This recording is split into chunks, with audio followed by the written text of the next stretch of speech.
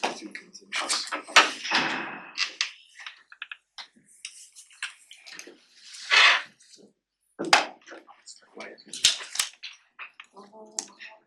It's the quiet. Wow.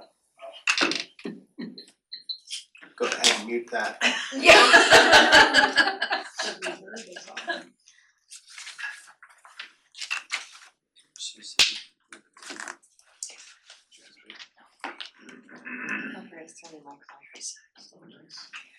Okay, and we made it to one.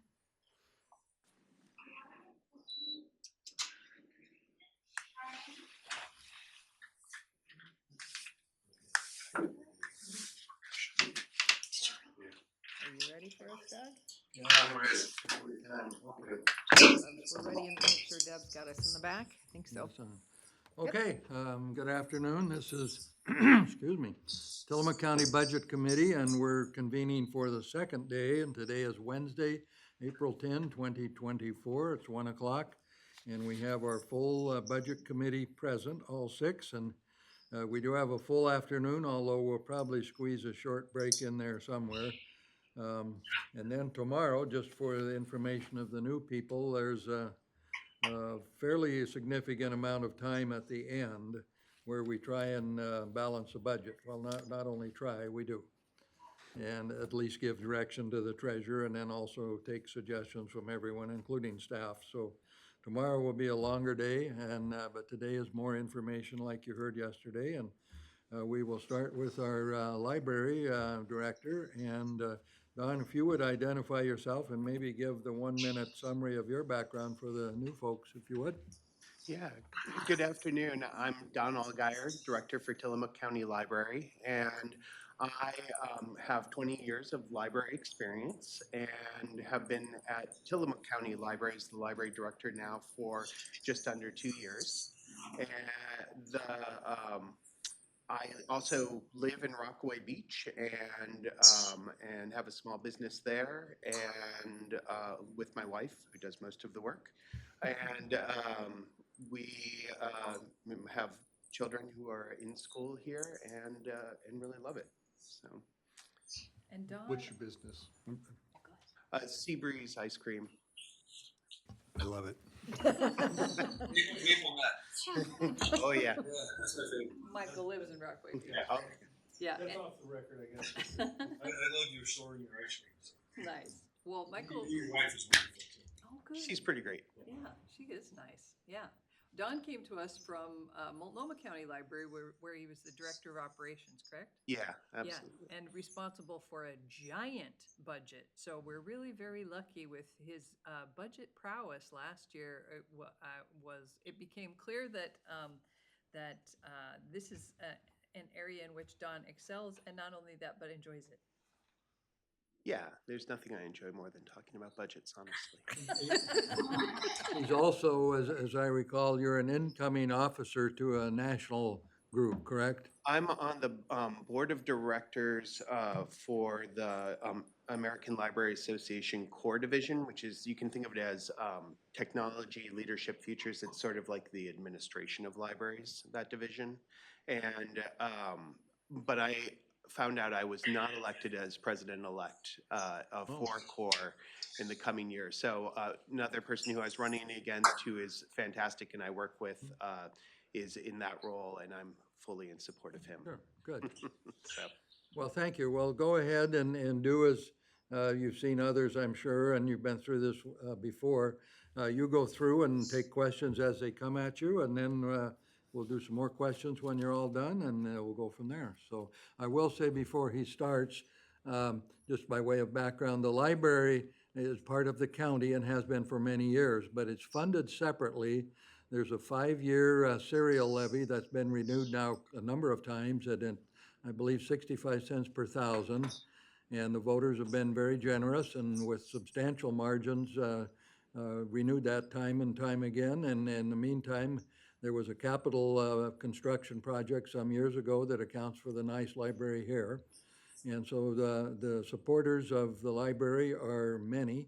And we've enjoyed really, really good success over the past number of years. And even though occasionally it gets threatened to do one thing or another. But I think, my personal opinion, we have one of the better library systems in the state of Oregon, if not elsewhere.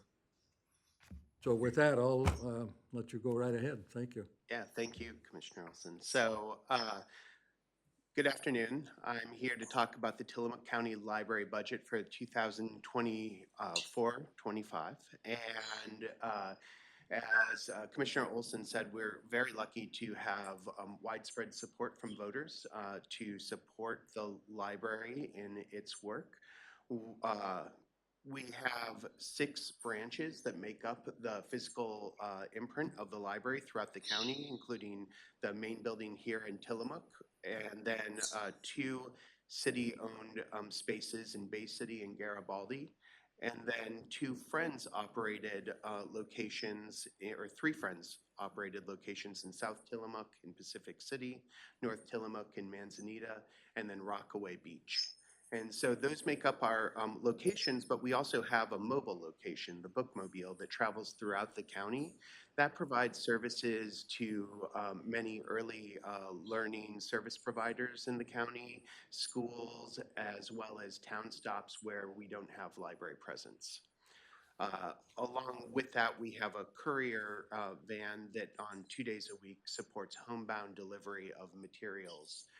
Is a relatively recent development for us, and that provides materials to people who cannot come into the library. We have our website, which is 24 hours a day. You can always go there. You can always borrow materials digitally from that website. And we are supported by the 5-year operating levy. And we share resources as part of a consortium as well with Lincoln City and with Newport Libraries. And that expands our ability to provide materials both to the patrons here as well as those in Lincoln City and in Newport. That is part of a Ocean Books, which is, we're right now having a lot of conversation about how Tillamook County and Lincoln County can collaborate as a full consortium, similar to what used to exist, but had changed a number of years ago. And so that would expand our ability to bring in more materials for people. So, see if I can click through here. There's always a bit of a delay in the room, There we so you might suddenly find yourself 6 slides down the show. Start clicking. So we also completed in the past year our strategic plan for 2023 to 2027 that includes 3 major categories. Lifelong learning, where we are aiming to have more programming, services for Spanish speakers, better adult literacy resources, and tech learning support. Access to library services, which will include increased outreach services, South County services, digital materials access, and library consortium cooperation. And then finally, inclusion and respect, which is support for intellectual freedom, community discussions on critical topics, digital literacy, and volunteering. That plan was created based on feedback that we received throughout the community, both from surveys that we've given over the years, as well as going out and having discussions across the entire county with multiple stakeholders and individuals that were able to come in either to a location or virtually. So it was great to hear from people, and it was a nice basis to be able to build the plan for the library.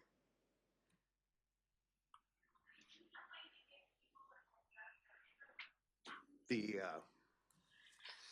result of this past year was over 140,000 library visits to our libraries across the county, more than 1,800 new library cards, which represents roughly 6% of the population of Tillamook County.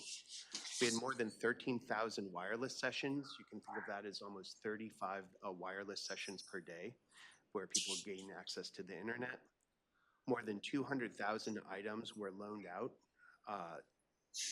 along with 65,000 digital items that were loaned. We had access visits of more than 36,000 to library databases. We held over 500 community meetings for free.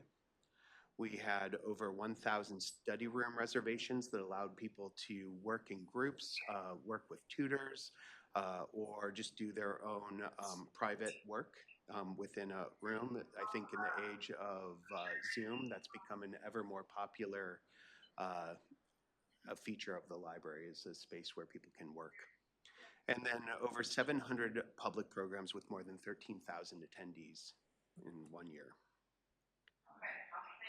In 2023, we had new and improved services that included increased availability of a Book a Librarian, which is our program to deliver services to people when they want them. They make an appointment with us. They can come and get help with technology. They can come to us and get help with finding the right books that they want, very traditional library service that we all think of. Or also you can come and get notarized there at the library. It's a free service and it's available for booking through our website. We have increased public programs during this past year. We're continuing to really drive at that. It was by far the #1 thing we heard when we talked to people out in the community, was the desire to get together, to be together in public, and to have relevant programming around cultural and educational topics. So we're really trying to honor that, what we heard from folks, and really pushing that forward. This past year, we really started to get organized around having a bi-monthly program that people could have that would make it easier to find out when library programs were, remember when they are, you can stick it up on your fridge, etc. So that's been really successful for us so far. We, as I mentioned before, direct delivery to homebound patrons. We've singled out that service. We used to do a little bit of it through our bookmobile. The bookmobile is not the ideal vehicle to be delivering to individuals' homes. As you can imagine, it's a little large, and some of our roads are a little difficult to navigate for a vehicle of that size. So we've moved that service to our courier van, which is much more nimble and also, I believe, much more efficient. And so, but it is also allowing us to now be a little more intentional with that service and making sure that we're getting things to people who can't come into the library themselves. We also heard quite a bit about more digital materials. So we've begun a program with Hoopla, which is one of the programs that we have for getting audiobooks and ebooks, to have a reservoir of materials that are available from Tillamook County Library, owned by Tillamook County Library, so that they will always remain available. Libraries in this modern era face a real challenge with digital materials because the cost is much higher than for a single paper copy of a book or a DVD or a CD. And so one of the challenges is how do you administrate that in a way that it gets people the access that they want, but without being a gigantic financial burden based on that demand. And so we're starting to build up a reservoir of materials that will allow us to provide those materials over time and hopefully continue to lower the monthly cost that we'll see from having a more consumer-driven model for the pricing, which with Hoopla, basically you download it and then we pay for it. And so this will hopefully offset those costs over time, as well as building a reservoir of materials that people can enjoy over time. And then finally, we have been now really growing our volunteer group. That's been a key thing that we've been wanting to do, is make sure that more people are able to be involved in the library in one of the most essential ways, which is coming in and helping to support library services in a number of different ways.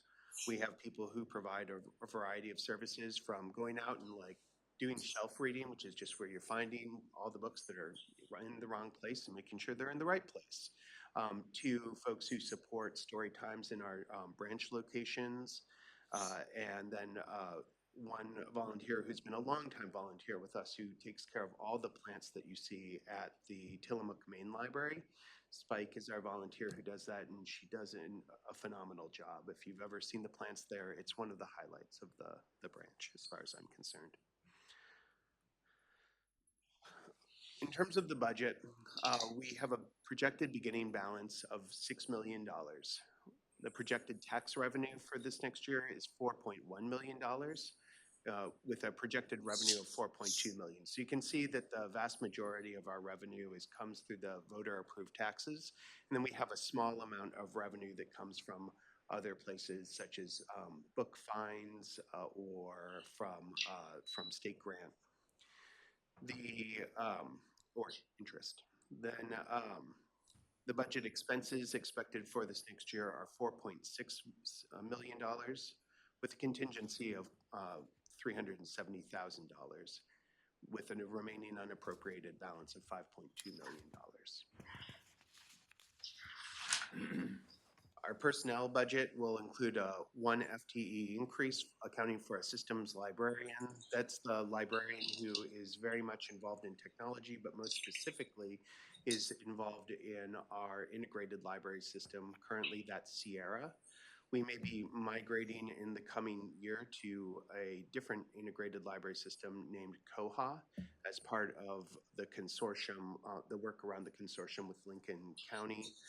That will be a really critical role in that work because they're the person who is charged with really understanding how that system translates into what people experience in terms of the library catalog, where they request materials, how their account runs through that technology. So we're really excited to have that person on board and to be really a lot more thoughtful about how that system works for us. Overall, in personnel, we expect a $103,000 increase to $2.6 million. It's a 4.1% increase from the previous year. The materials budget includes 1.7% increase in costs, about $22,000. That includes computer and software and licensing, which has a 13% increase. That includes some additional and changing services that we have through computer software and licensing, and as well as just the general increases that we see with computer software and licensing on a year-by-year basis. It includes a 7% in library materials increase and a 12% increase in library programming. A lot of that is done, while those are on those line increases, you can see the overall increase is lower for this category because we are making sure that we're trying to offset that in other areas. The goal is to really make sure that the library budget is focused in on library materials and programming over time, those things that people can actually access and use and have a good understanding of. So we're making sure that that is a place of growth for us. Indirect cost allocation is up 8%, and intercounty insurance is up 18%. That I'm sure is similar to other county programs, and so is a factor within there.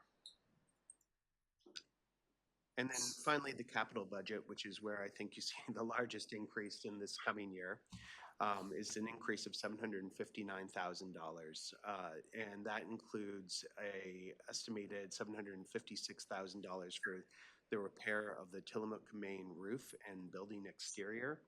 We have a section of the roof towards the front of the building, which is faulty at this point, and we have water intrusion that happens on a regular basis when there is both wind and rain, which unfortunately is quite often in the winter months. Could you tell everyone when the building was actually constructed? Because it's been some years now. Yeah, it was 2005, I believe, was the... I think that's about right. And this year, this fiscal year, we made the final payment on the debt service. Yep, Woohoo. yep. 20 years. Yeah, and most of the roof, I will say, doing great. But that section of the roof has, because of just the way it joins in with the building, has not worked for us. And so we are getting ready to replace that piece of the roof, which the main effect of that is we have the bookstore run by the foundation on the downstairs. They have a little room right off of there where they have storage for materials that they're putting out on the floor, and that's where the water runs in. All things being equal, it's probably the best place for water to come into the building, but we still don't want it there. And then beyond that, that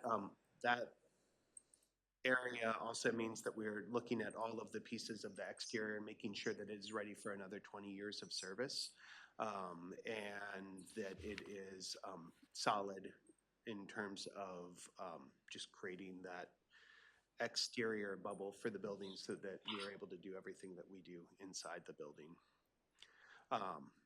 We also have a replacement of the courier van, which is, we have $80,000 budgeted for.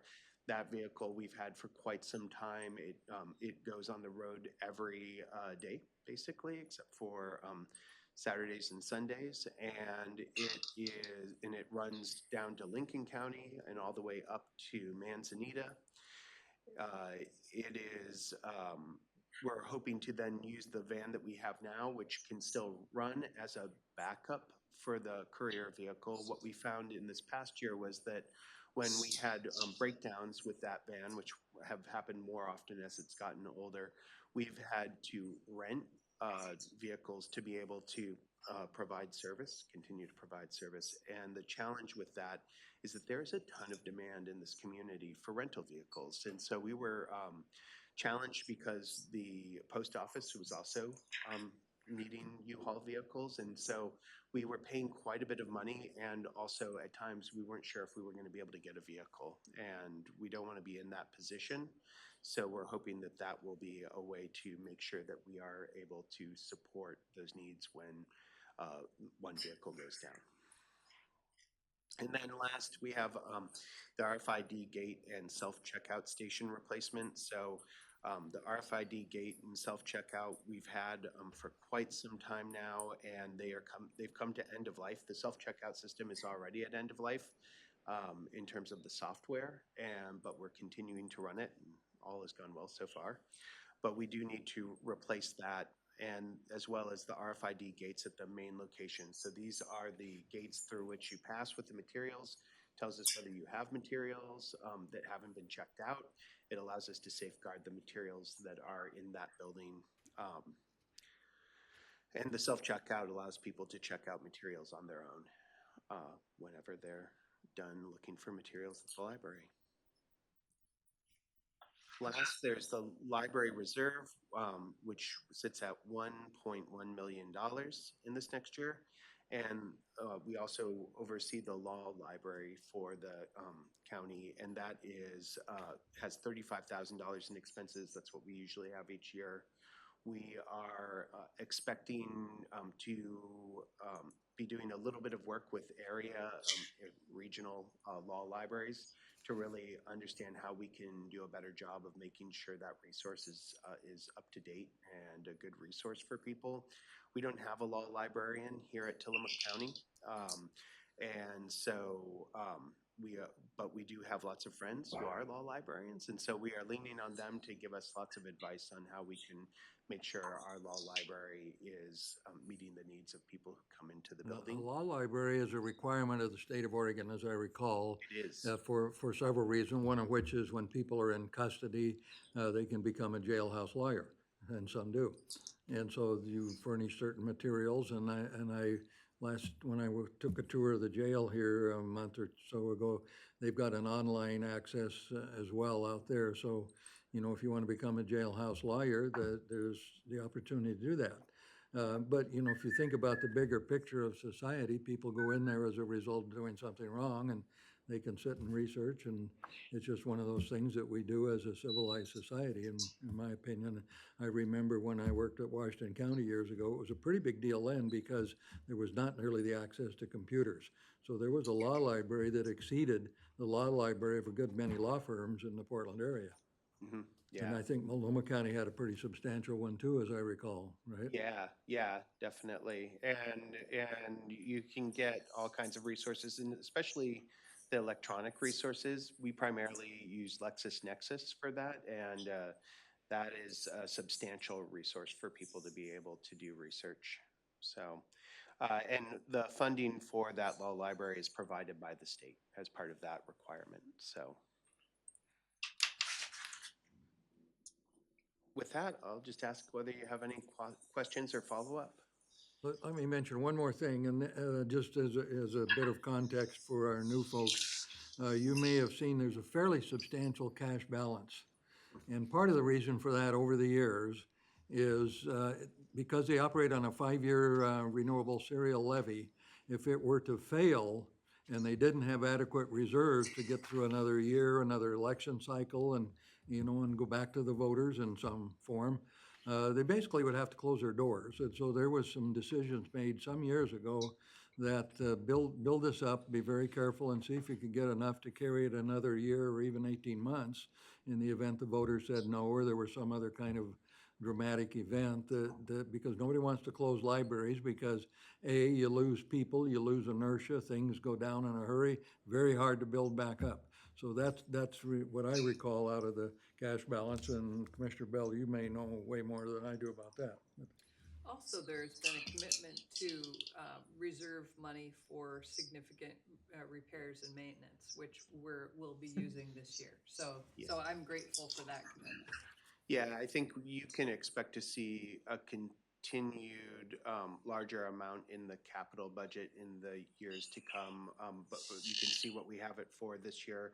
But I expect, based on some of the work that was done county-wide to look at the capital needs, we'll be prioritizing over the next several years a number of capital needs for the library, as well as the bookmobile. Just today, it went down and is out of commission again, and we're getting it back up and ready to go and be serving people, but it is getting to that point where we're going to need to replace that. So I expect that to be in next year's budget. And so those will be some costs that definitely draw down on that, though what Commissioner Olson says is also true. We want to be prepared as a library to meet people's needs, what things may come. Other questions? I just was curious about the notary service. Did you say that that's free? It is free, yeah. So what is the volume that you do? Oh, that's a really good question. It is growing over time because we have more people now who can provide that notary service. But I'm going to say it's around 30 a month right now. But I would need to check that number. I may be thinking about one specific month as opposed to the state average. doesn't require you to charge a minimum then?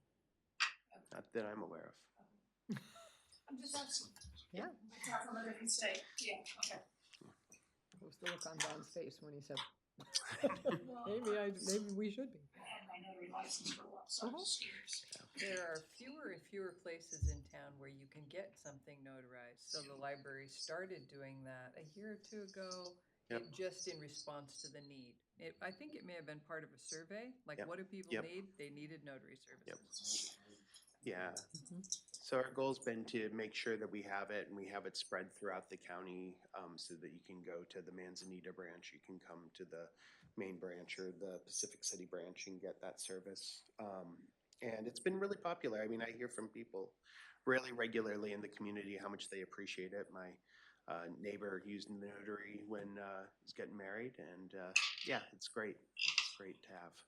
Ken, did you have a question? I did, thank you. First, I applaud the robust nature of the library system here in Tillamook County, and thank you for the great job that you do. It appears as though it's been some time since there's been any federal or state funding outside of what you mentioned. Are there federal grants that we should or could be going after? Literacy grants, perhaps? There are. So there's a couple of things. One, we do, thanks to the state library, we get a grant every year, the Ready to Read grant, which supports our summer reading program, and we're always grateful for that. The other program that is really well known is the LSTA grant, which is nationally, it's a national grant, but then it's administered through the states. And that, and actually we are applying for a grant, not as the receiving agency, but we're as part of that consortium that I talked about, the development of that consortium and the changeover in integrated library system. There's a grant to get support there. So we are in a way, but indirectly, and you're not seeing it in this budget. Yeah. Thank you. Yeah.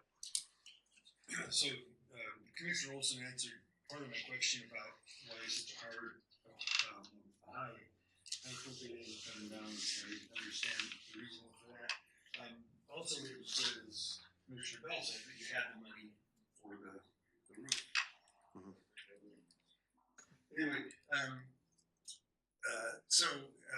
in your reserve fund, what exactly is the library reserve fund for? The library reserve fund acts as a place where if we were to get into, I think what Commissioner Bell described earlier, into a major issue in terms of the building or services, that we would have a place where we could go to fund that. So is there any consideration about adding to that fund rather than just taking it out? We haven't considered that in the last 2 years. But it's certainly a question I ask each year. You're just saying it was nice that you had the funds when you needed to spend $855,000. Yeah. You want to consider that again at some point? Yeah, I think there might be some consideration of that. I think right now we know that we have a number of costs that are going to come up over the next 2 to 3 years in terms of capital costs. So I do think that will be part of what draws down on that in the shorter term, and that might be the point at which there's another conversation that needs to happen around that for sure. Great. And do you coordinate it all with the college library? We do. We would love to coordinate with them more, which is part of that consortium change I mentioned. When the consortium that we were a part of split apart years ago, Tillamook Bay Community College went with the other part of the consortium, and so we were severed in terms of our consortium relationship. And we're hoping within this next year that we will be reconnected with them as part of that, and that will allow us to be even better partners. But yeah, I talked with the librarian at the college quite a bit. Well, follow up on that question. That was one I was going to ask when I used to work for a school district before I worked for the county government. And there always seemed to be a competitive nature between the academic one and the community libraries for whatever reason. And I never quite could wrap around why that was, because you're sort of all in the same business. So does that still exist, like was just referred to? Certainly not here. I would say we have a good relationship and a supportive relationship, and I just don't think there are enough of us to have a real feud. And so there is that. I would say, on a national level, there's always a little bit of tension between academic libraries and public libraries in terms of their service. The division that I serve is a coalition of those different interests, and we all work together, and it's always a good reminder that we all have far more in common than splits us apart. Maybe the thing that is true, hopefully, throughout our society, that we often forget. And so I think it's not as much as when I was first coming up in libraries that you see that kind of division, but we just have slightly different ways of approaching the work, which I think always yields some healthy discussion. You don't throw words at each other or something? No, it's only databases we throw at each other. Well, thank you. Other questions for Don? I wonder if you want to just talk for a minute about community conversations. I had lunch today with a friend who said, I heard they're going to have this new thing at the library. So I told her a little bit about it, and it's brand new. So odds are people in this room haven't heard about it. Yeah, absolutely. So tomorrow at 6 p.m., if you aren't doing anything else, I highly recommend coming by the main library. We're having our very first community conversation on taxes, of all things, very appropriate for budget season. And this is the first in a series of programs we're trying to run around critical conversations in the community. One of the things we heard when we were going out and talking to people about the strategic plan was wanting to have, again, that space for people to come together and to be able to talk and have conversations about issues that really matter to them. but in a way that maybe felt a little bit healthier than what we see online.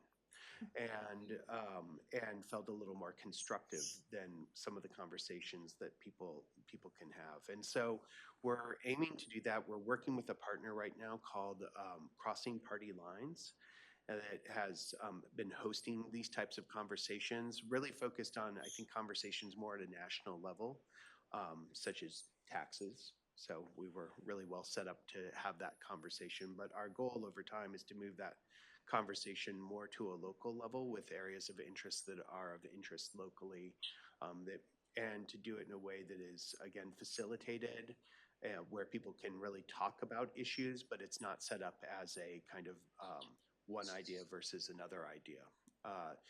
We're hoping that that will allow for space where people can find common ground on those issues and feel a little bit, one, informed about other people's feelings, thoughts, and the information that they have, but also feel like they can walk out having had a conversation about a critical topic in a way that leaves the community stronger. So this is our very first one. We'll be learning, I'm sure, quite a bit based on this first one.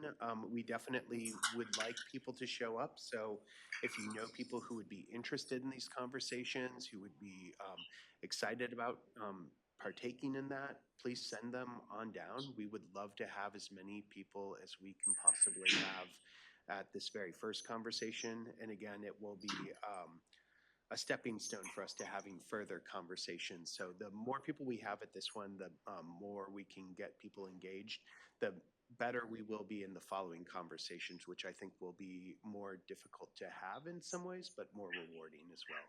So are these going to be facilitated, so it's not like a wall? That is, yep, that is the aim. So, you know, as some people know, we have rules of behavior within the library that govern people's right to be in the library. And people do have a constitutional right to their libraries. And but if you're stepping out of line, if you are not able to follow reasonable direction, we will ask people to leave in those situations. But our hope is that the facilitation is done in such a way that allows for people to have their say, and for people to be considerate, and to get to a place of understanding, not agreement, because that's not necessarily the point of these, but instead to be able to hear each other. Yeah. This is tomorrow at 6 o'clock, Tomorrow at 6 o'clock at the main library. Yep. 6 until 8, or is there 6 time? until 7:30. 7:30, Yep. I'll be there. okay. You It'll and be a Patty great should go. time. We might do that. How about cookies and the regular, stuff to Food keep helps. people going? Yeah. Is that in the budget? No. Yeah, I think there will likely be that sort of thing in the future. Since you haven't done this, do you think it will be 7 people or 47? I would like it to be 30 people, but it could be as few as just a couple. So again, every person who shows up is going to really matter for us in terms of having a good conversation. So these are gonna be directed, we're talking about taxes, Yep. right? Talking about taxes, how do you feel about taxes? How do you? So we're not going off the rails and. We're going to try not to go off the rails with So it. this is taxes of all kinds, income, property, whatever, Yeah. federal, state, local, Yep. okay. No. Maybe in the future. It's trying to get it out of social media. Yeah, well, and I think, once this is our very first one, and so Jen, our branch manager, who's fabulous, has been going through training with Crossing Party Lines to do the facilitation, and so that's been a really in-depth process. We're working with Lisa Sallow, one of the co-founders and CEO of Crossing Party Lines. She'll be up to help with the facilitated conversation this first time around. So, I think we can entertain some of those ideas of like, could it be live streamed? Could it? But I would think we definitely want to make sure we have the format down and have run a few and kind of have our feet beneath us before we Know what get to out there. expect. Yeah. Yeah. Every time I talk about it, I get really excited, and then maybe just 20 seconds later, I get a little nervous. Well, over lunch, my friend said, when they're discussing STRs, I'll come. Yeah. Everybody wants to discuss short-term rentals. Speaking of getting our legs under us before we, Well, that could come up in taxes, transient It lodging could. tax. It could. it's an avenue. See, you've So already one- done it, Aaron. One last subject, a little bit off the budget, but I wonder, just for the benefit of all of us, because this has come up in our board meetings fairly recently, and it's a topic across America, is what is the Tillamook County system's, I guess, policy on materials that, and how they determine, how do you determine, how is it determined? What is age appropriate and what is on the shelves, and can a 9-year-old walk in and see certain things, and how does that go these days in our society? That's a great question, Commissioner Olson. And so we have a collection development policy. It's similar to collection development policies you see at libraries throughout the country. Big urban libraries, small rural libraries, all usually have some form of collection development policy. We look to be in the mainstream of what's published and put into our libraries in terms of the materials that we carry. We're looking for material that is well put together, is reviewed, and has some amount of, repute behind it. And then we get those materials and we catalog them, we put them out. And we have 3 primary areas at our Tillamook Main Library, at all of our libraries, but you really see the distinction at the main library because of the size of the library. We have a children's area that typically serves children under 12. We have a teen area serving children between 12 and 18, 19 years old.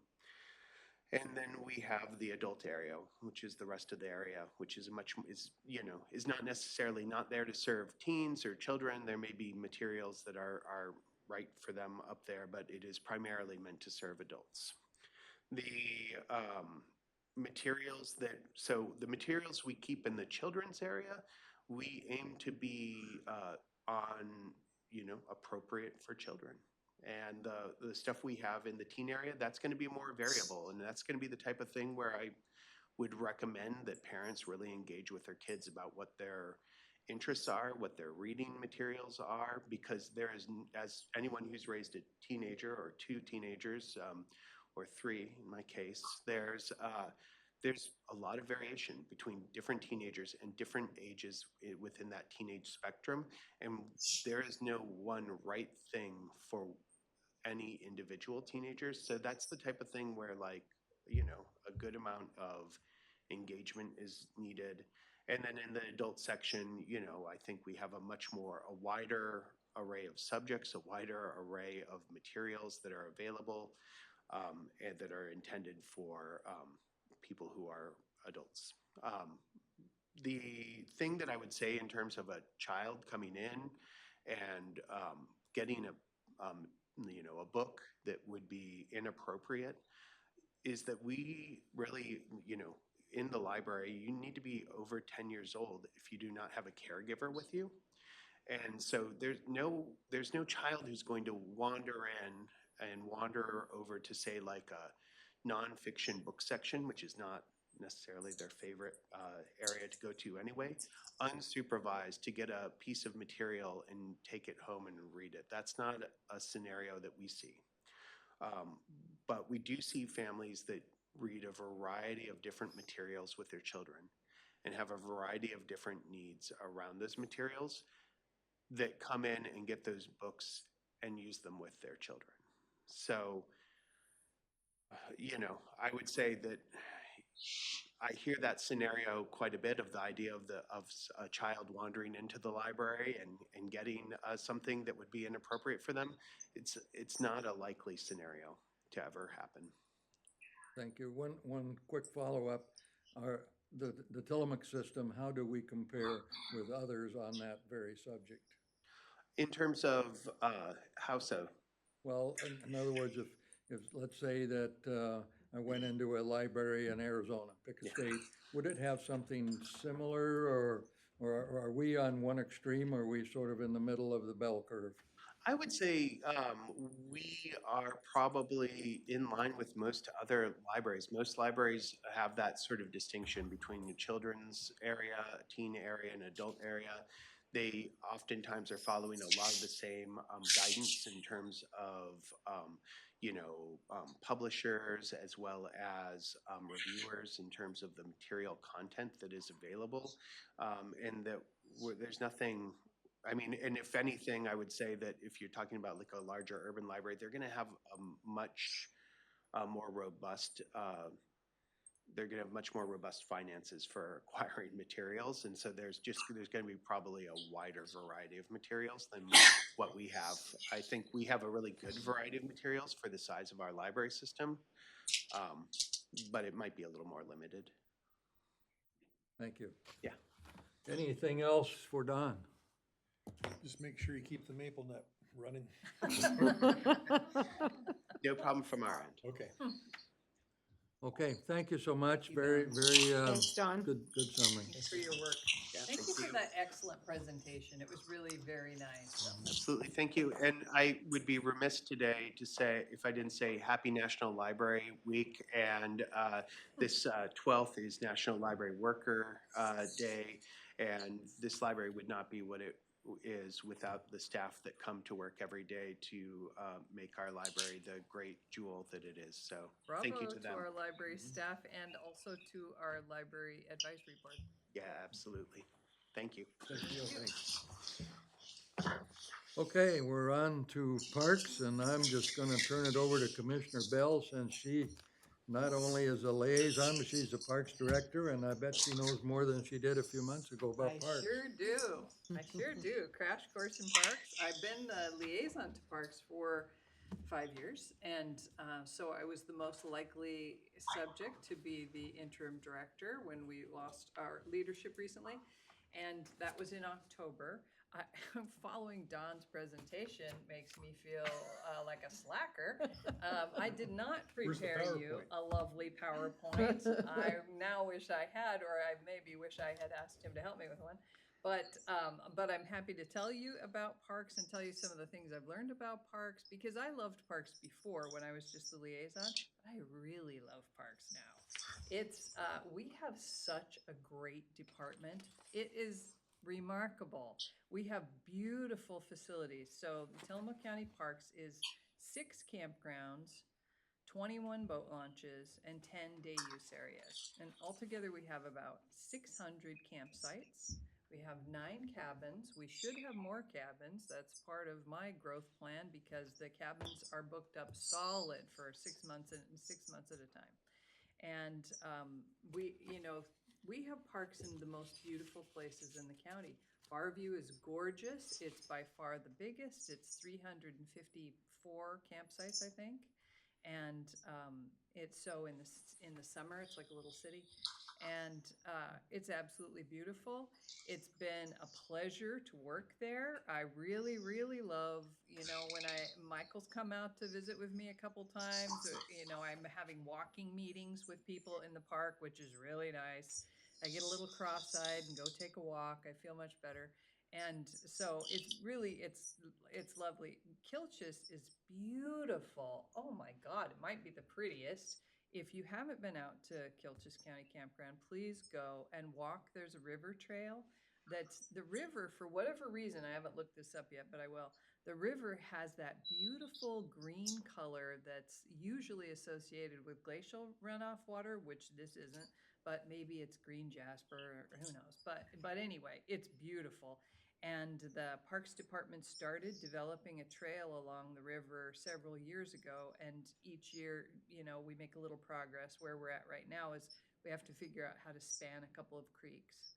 So one of them you can walk through in the summertime, but the other one we need something over it. And in a board or a staff meeting the other day, we were talking about, we have a trailer that no longer works and we need to do something with it. And one of the guys said, hey, maybe we could use that trailer to span that, like as a little footbridge, which might totally work. So we're looking into that. So the trailer bed, you know, it might totally work. So so anyway, that's gorgeous and amazing. And Trask is beautiful. Kilchis is about 43 sites. Trask is 102. Trask is beautiful, and it's on both sides of the river. And also Whalen Island. If you haven't been to Whalen Island, oh my God, it's so, so pretty. And just a jewel, just a little gem. And Webb is considerably less pretty, but very popular. You know, it's flat, it's full of rabbits, and I mean, full of rabbits.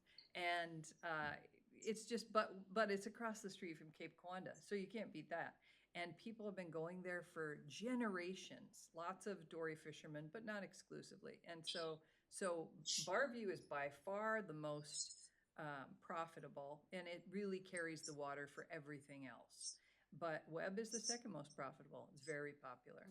And there's a little tiny campground called Woods that's just also in Pacific City, right on the Nestucca. It's just a little 12 campsites. And so as we said yesterday, the revenue for parks, some years ago, I don't remember exactly how many, the commissioners said to the Parks Department, we no longer can fund parks in the general fund, so sink or swim. So they are swimming and excelling. So Parks does very well. The online reservation revenue is about 1.8 million a year. And I projected that to be a little bit higher this year because we're raising rates and raising fees. And they have been very, very careful. So you can see that there's a healthy beginning fund balance, but the reason is that we operate on a shoestring. We've been very, very frugal because there are plans to grow. And one of the plans to grow is to build another campground, you know, because based on the model that Barview is so popular, and in the summer months, very often just booked up solid. You can't get in it at all if you haven't made a reservation 6 months in advance. We believe that more campgrounds, especially closer to the ocean, are going to be successful. So there's been a desire to have more camping in South County for many years, and predating me. But there's a piece of property in Pacific City adjacent to current Barview Park that the county owns that could be developed into a campground. We've done design work on it, and there's real potential there. It could be absolutely beautiful and a benefit to the community and visitors alike. And I think the initial price tag was about 7 million. You said, So- you said Barview, you meant Oh, Webb Park, You right? meant I Webb, meant right. Webb. I totally Okay. meant Webb. Thank you. Thank you for the correction. Yeah, Webb. So, so for, you know, if we're going to build another campground, we're going to need substantial funds in order to do that. And so that's why the big beginning fund balance, Parks has been carrying a big beginning fund balance for a long time in order to have money to build something when the time comes.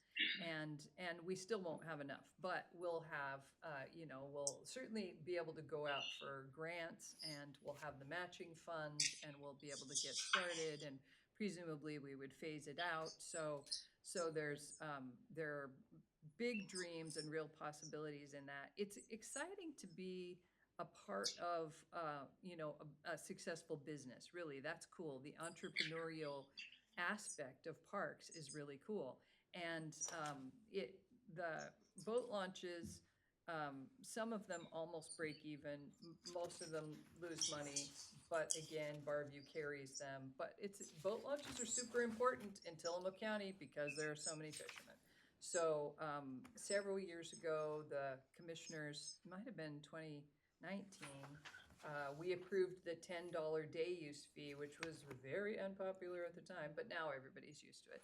And that helps a lot. So we have a $10 day use fee, or you can get an annual pass. You'll see that there were changes in the budget this year, and the reason is because when I came in as interim, I realized that we have different pools of employees. We have some full-time, permanent, year-round employees.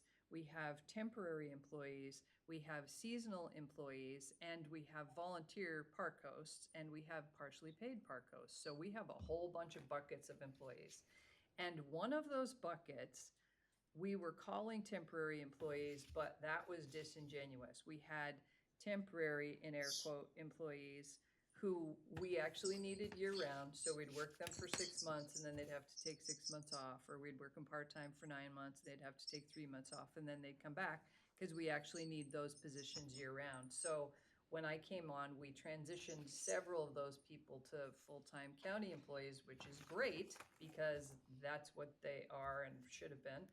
And so you see movement in the budget that used to be in contracted services. That contract was BBSI, temporary workers, Barrett Business Service, whatever. So there's movement there where we took money out of contracted services where we were paying for those employees through BBSI and moved it into the county budget. We're also, HR this year is also going to handle our seasonal employees. So we all have our fingers crossed that that's going to go beautifully, because if it does go beautifully, it'll save us money. So, so there's also movement in the budget from taking money out of contracted services into payroll services in order to hire our seasonal employees, because we'll try to hire maybe 25 seasonal employees and feel lucky if we get 18, and because we need a lot of people in the summer. And then we also pay some of the outlying park hosts in the summer months only because their work is, they work so much. And so anyway, we're right in that right now. We're gearing up for it. And we're there's some ramping up anxiety going on, but you know, we make progress every day. So some of the projects that need to happen are, I had a goal when I went in as interim director to figure out like what's working, what's not working, what can we fix right now? Like, you know, short-term goals, intermediate goals, long-term goals. And something that's definitely not working is the entrance at Barview, because it's so popular. There's so many people checking in, especially on Thursday and Friday, people more and more people are buying RVs, and the RVs are getting longer and longer. So the backup line goes up out of Barview, they block the railroad tracks, cross the railroad tracks out onto 101 in both directions, and it's dangerous. And it takes hours for people to check in. And then by the time they get checked in, they're abusive to people who work in the booth. People who work in the booth are totally stressed out. They walk off the job. There's constant turnover. You know, by the time people get there, they're hungry and angry, and they have to go potty, and their kids have been yelling for 3 hours, and it's just not good. So we're talking about a whole redesign of the entrance at Barview. There are some things we can do this year right now that we're incorporating, and then there are other things that we need to get an RFP and just redesign it, like move the booth back further north into the park so there's more room, and add lanes and add capacity, have a bigger booth. So that would substantially improve a lot of things. It'll improve the visitor experience, but it'll also improve employee morale. So we're trying to figure out, like, how do we make it so that people who are in the booth are not being verbally abused by customers, which Sean can attest to because her daughter worked in the booth, bless her heart, and had a hard time. Everybody has a hard time. During the summer, it was just, she'd come home, she's like, I don't wanna go back. Yeah. I don't wanna go back, just Yeah. because of how abusive it got, especially during COVID when people were, they were horrible. Yeah. We have people who work at parks who have children who said, oh no, my children wouldn't work in that booth. It's too awful. No, absolutely not. So it's, so we got to fix that, and we're working on it. We've made progress. So we've made significant progress in a lot of areas in 6 months.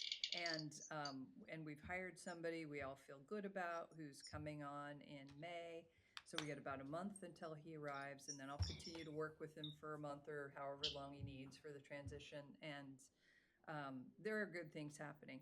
We got the facilities assessment report we heard about yesterday that said, like They showed us electronically, electronic scorecards, and there were like 3 pages of red marks that were all parks.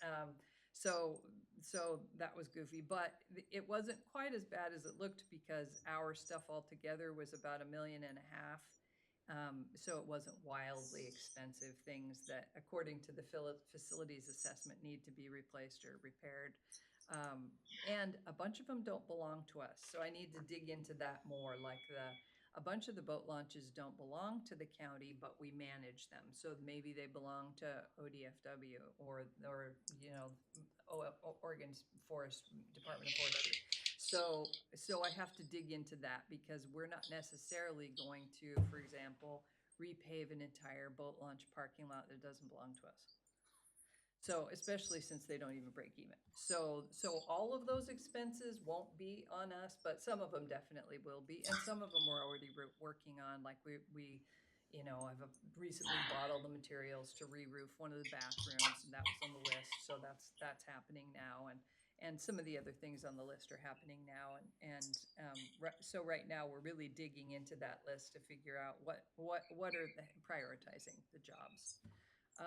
Another interesting thing that we want to invest in, that we need to invest in, is about 7 or 8 years ago, a previous director, a couple of directors ago, started a whole new loop in Kilchis Park that they invested significant money and effort into a whole new loop with a group site and RV sites and cabin sites, all stubbed in, all water, all electric, everything good to go, and then never finished it.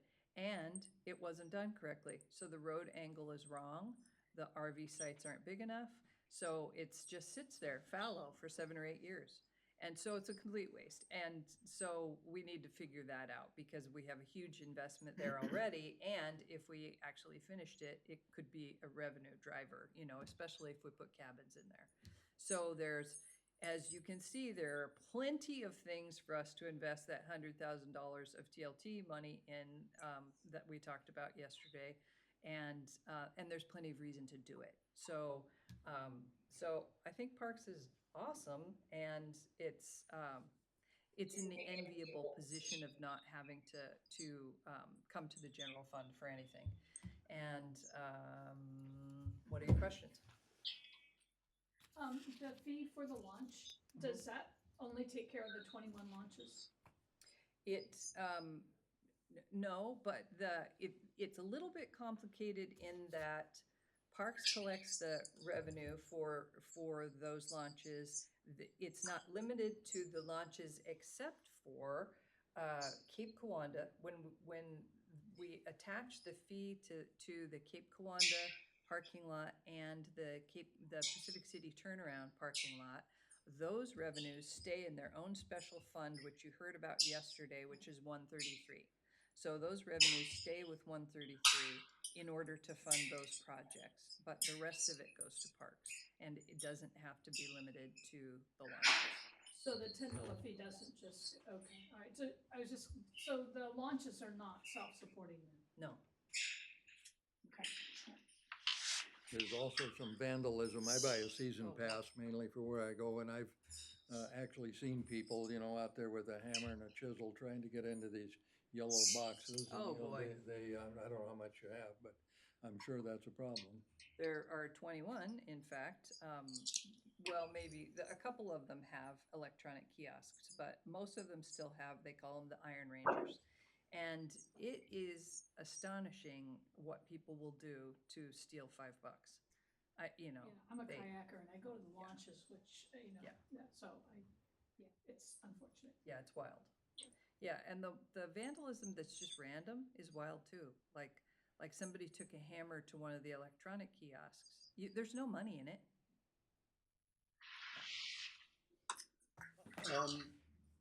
You answered numerous questions I had. Thank you very much. But I don't think I heard you answer. There's a $90,000 increase in admin and clerical. What is that for? I think That was the movement from the BDSI temporary seasonal employees becoming county. So that's the difference between part-time employees, part-time, okay. That's And an then- accounting technician, And then another 90,000 in skilled services, same. same thing? It's just moving the money from the contracted services from prior years into admin costs. Is there reimbursement from another department to manage the boat launches? If Parks takes over the management of them, are you reimbursed for the time, for the salaries? Well, the reimbursement comes from the fees. So for example, some of them belong to OPRD and OPRD doesn't charge, but they let us charge and we keep the fee. And OPRD, we're talking right now, we were talking about giving back the Pacific City boat launch to OPRD. And they said, wait. So we're talking now about them giving us $10,000 a year to help because they don't break even. And then my final question is, and this has been some time ago, I think back in the era of Dell, there was some talk of selling Whalen Island to the state in trade for some other property. Am I remembering that correctly? Yes, You are- I remember that. Whalen, yeah, the state wanted it, Mhm. and they came to us in relation to the road, the emergency egress road in Nescoin, and said, "Ooh, we'll trade you this property in Nescoin for Whalen Island." The county said, "No, thank you." And so we worked out a different deal for the Nescoin egress route, but there's also been talk about this. The state felt like they wanted all of Whalen Island for a while, but we've also talked about the county taking over the state half. So because Whalen Island is sort of split in half with their day use side, we've also talked about the county taking over that and expanding the campground. So the talks have gone both ways, but for right now, it just sits where it is. There was a time you'd remember, I think, Ken, when it was Clay Myers Yeah, Park, named after the former Secretary of State. He had property, and his brother Norm Myers, and I think he's no longer with us, but he was quite active around Tillamook County for many years. You remember the, Sounds familiar, yeah. yeah. And there was, and Commissioner Bell knows more about it than I do, but there was a pretty serious effort way back, and I'm gonna say it was maybe 15 years ago at least, for the state take over the whole thing, and at the time they wanted to name it the Clay Myers Memorial Park or something like that. They call their half Clay Myers. Yeah, It still yeah. is. Is it? Okay. Yeah. that's where, yeah. There you go. So, yeah, there's a lot of history in that part too, but, so what you've heard, and I remember back when Dell ran it, I remember when, again, show my age here, I guess, is, I remember when it was part of the general fund. Mhm. And it took up a great deal of these meetings and conversation because there's so many unknowns. It's capital intensive, and it became a significant burden and an unknown and a contingent liability on the general fund. And so then the decision was made. And as I recall, many years ago, before my time, it was on its own, and then it came back into the general fund, and then it went back. Do you remember any of that? Nope. You don't? Okay. That was before me. But it's been this way now, I'm gonna say, 7 or 8 years, maybe more than that. Well, I would definitely be in favor of the county acquiring the state portion of that. Oh, thank you. It's a beautiful me piece too. of property, and Yeah, I'd truly. love to have that under our hat. Yeah, truly. Can you explain the inter-county insurance, the insurance costs and all the presentations are going up? Sean can. I just got about 20 emails from Charlotte, our insurance agents, with the renewal schedules to send out to the departments. And she indicated there was going to be a 15 to 20% increase in insurance. So, It's property liability and general liability and auto. so it's not self-insured, the county's not self-insured. And is there any, discounts or for decreased claims or minimal claims or? We do get a significant discount, but it's Cheryl will be much better at explaining. It's based on our rates. We don't have a whole lot of outstanding claims, but it's just the insurance in general. The inflation to replace something, it's gone up across America. Right, I know. I just am looking at these costs and it's like. Well, and we did an analysis 2 years ago and increased our deductible, did we not? we looked at, I think we were gonna look at that coming up, and I think that's a we probably need to discussion. look at it again. I know that we did an analysis and looked at whether the increasing the deductible, because we do have a fairly low claim history when you, I mean, I sit on the, or the risk, what do we call, risk management committee. Yeah, risk management committee. We meet quarterly, and just review all the claims, et cetera. And we do have a pretty minimal claims history. You know, the county overall does not have a huge number of claims, and the ones that we do have not been, knock on wood, exorbitantly expensive ones. Yeah, but Yeah. we did look at I would that. encourage you to look at the deductibles. I've got and Plus, there has to be a fund to make sure that money's there.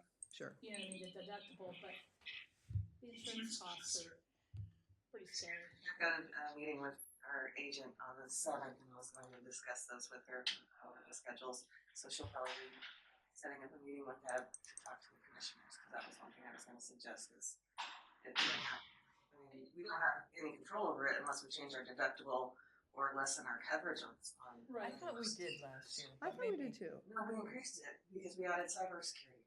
Okay. Okay, I thought we had changed the deductible too, so maybe we just had that talked about it. conversation and didn't do it. Yeah, but that will be a great conversation to revisit, because we did look at it and it was like, well, it would have cost us less based on our claims, I think. But yeah, she can do that analysis. I think we had, maybe when we met briefly a couple weeks ago, the conversation where you indicated that for new employees who were changing their retirement plan, when did that take effect, or is It will take effect with AFSCME, the bargaining is done, it will take effect, anybody hired July 1st of '24 going forward. Okay, so, reason I asked the question is, and I don't have yesterday's stuff, but for example, for the library, the retirement's about 32% of salaries, but for the parks, it's about 18%. Is that in? Parks is split. Oh, is it split? There's different, so you have the Parks Fund, and then we have Department 13200, which is operations, 13201, which is On top of that, it's dependent on the number of vacancies within a department. Okay. So because we're grandfathering in So, certain employees, so is the budget based on this, which basis? So existing employees will retain the existing pension plan, so no change will be made to existing employees. New employees will come in under the new plan. So Parks just is in the process of having a big switchover, although they should all come in under the existing plan that get hired before July 1.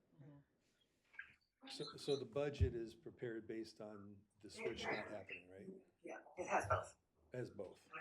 There's a huge spreadsheet, but So both plans are it was based on the number of vacancies that they had at the time of preparation of the budget. Okay. So the number of vacancies as of March is probably a little high as to what it's actually gonna be okay. at the end of July. So the vacancies, you're assuming those are gonna be under the newer. We're hoping we're gonna hire all those people. That's a lower. It's promising if you can, but probably. So anything else on parks?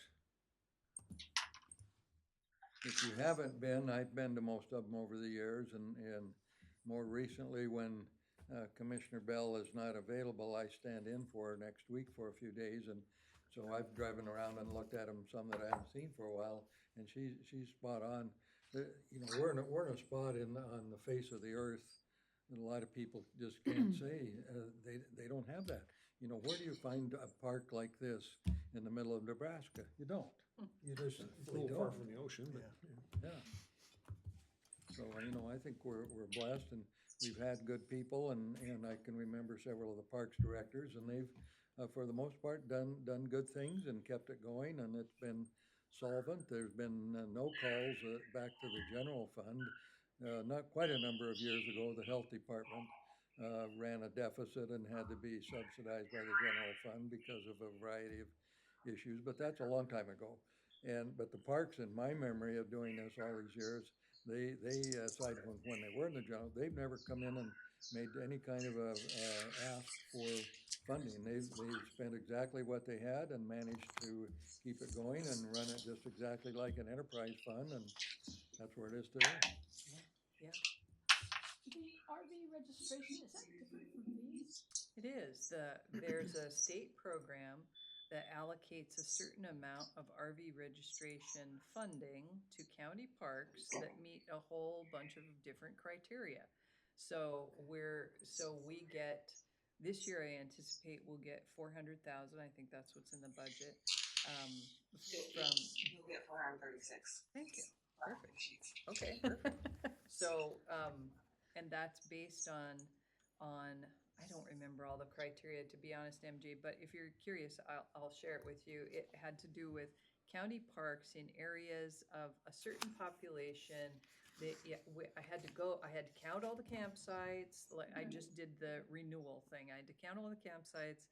They had to have a parking place, so the hiker-biker sites didn't apply. Right. They had to have bathroom facilities, drinkable water, and anyway, there were, based on the number I gave them, we're gonna get the 436,000. And that's from the DMV? No, from the, ORD. yeah, the state parks, Oh, okay. Oregon Parks and Rec. Got it, okay. Yeah. So it must be that they get the lion's share of RV registration fees, and they're That's still sharing good, it. though. Really good. Yeah, Yeah. I mean, that's over and above the fees. Yes, So, correct, yeah, I correct. was familiar with that, that's Yeah. great. Anything else? You talked about raising parks fees. Is that something that will come in front of us shortly? Yep. And when were they last raised, you know? It's been a long time, other than the parking fee. Yeah. Other than the day use fee. It's Yeah. been a long time. I don't know exactly when, but, does somebody know? I was gonna pull up the order that I sent you. Just for those on the budget committee, it's one of the things we asked, I don't know, didn't ask parks specifically, but have asked departments over the last couple of budget cycles to please take a look at your fees and figure out when they were last raised and do the work that you need to do behind them to make sure that you're still covering as much of your costs as you can. So it's one of the strategies we have asked directors to employ as we've started to see that we're just getting tighter and tighter in the budget. We have to pass on those costs via fees where possible, so. Yeah, and it's appropriate. That's what I was curious about the notary fees, is that even if there was a nominal fee, because the cost of preparing someone to become a notary is pretty extensive, you know what I mean? Mhm. And 30 a month is substantial. So that's where I was going with that. Well, an interesting question. I mean, I think It wouldn't have to be the prevailing, because the state prescribes the fee, Mhm. but it could be a nominal, like $5, you know what I mean? For the library, I can tell you, because I'm the liaison, that the conversation was about wanting to provide services the community said they needed, not wanting to charge extra because the library is supported by an operating levy, like the community already Right. supports us. I see. Yeah. All right. If it were the general fund, I would be more inclined. Right. Yeah. and anything that we charged would stay in the library, Okay. which is already adequately funded by the tax levy at this point.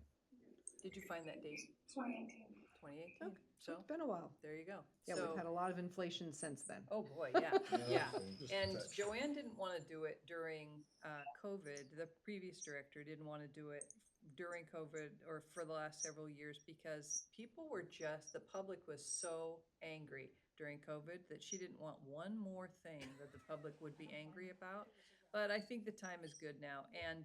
And I appreciated the conversation yesterday about, let's consider asking people to pay the 3% fee, credit card fee. You know, businesses absorb the 3% credit card fee to the tune of billions of dollars a year. And, maybe I'm a camper, I would pay the 3% fee. So, and also one curious thing that's happening is that, the city of Garibaldi is dramatically raising their water rates over the next 2 years, the city of Garibaldi water rates will go up by 65%. Wow. So and that's Barview, that's a lot of water, so we have to raise fees there, but we should just do them system-wide anyway. Well, infrastructure is expensive. Go ahead, Ken. I guess while we're talking about fees, and I was thinking about solid waste, I know that there's a proposal to increase solid waste fees.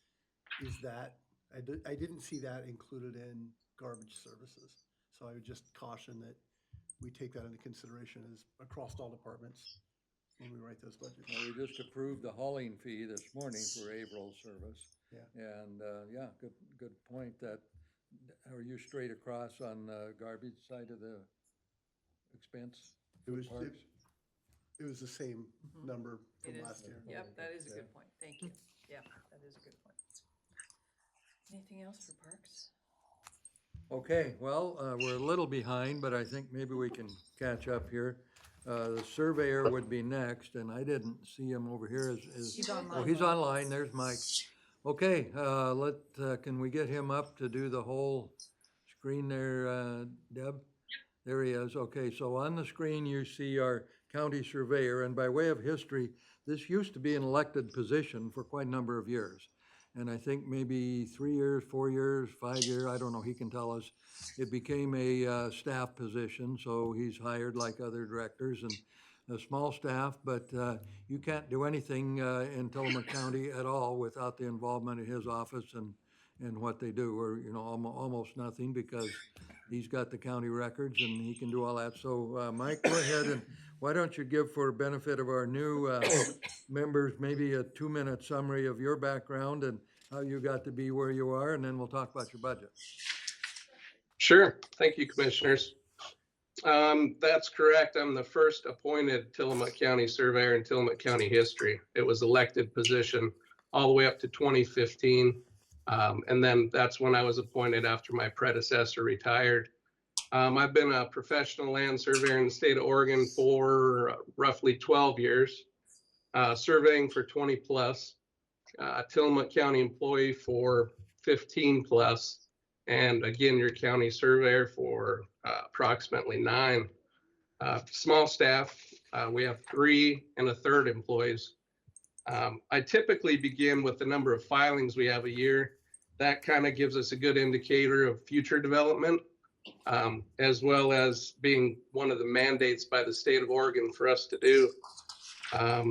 So I'll give you these filing numbers from April 1st through April 1st, since we're not done with the fiscal year. So 2 years ago, surveys, and I kind of lumped these in with boundary line adjustments. 2 years ago was 116. Last year, 117. And this previous year was 111. So a slight dip in recorded surveys. Partition plats 2 years ago was 20. Last year was 30, which was actually the most in the last 15 years. And then this previous year was 27. So again, a slight decrease in recordings. Subdivisions and condo plats, similar story. We had 4 2 years ago, 4 a year ago, and then 2 this last year. So we are seeing a slight decrease. But one of the other things we're mandated to do by the state is to restore public land survey corners. These are the corners that everybody's property is tied to, all the deeds, subdivisions, roads. So one of the things we're mandated to do is restore these, freshen them up, keep good, clean records on them. So last year we did 16 of these corners, but the year we're completing now, we've done 28. So we have bumped up our corner restoration out in the field. Our typical day is half a day in the office is where we file the maps. And then the second half of the day out in the field, we recon countless corners, and if they do need work, we'll stop and either put a GPS coordinate on those corners, or we'll do a full write-up on them, full accessories. In addition to our state mandates, we actually completed a bunch of projects for interdepartments. Just to name a few for the commissioners, we helped out with the care lease. We did that boundary survey, wrote the legal descriptions, set pins for that. We had some fairgrounds drainage issues. We actually did boundary resolution of that and a topo and an exhibit map for that as well. The Jensen turnout, we did some dune elevations and some volume calculations. The Parks Department, we surveyed Anderson Hill Park. That was a 240 plus acre park. So that's been monumented and the surveys filed. And then we ran a half a mile of timber line also between the port and the park. That's just running points on line, intervisible, for about a half a mile to delineate that line.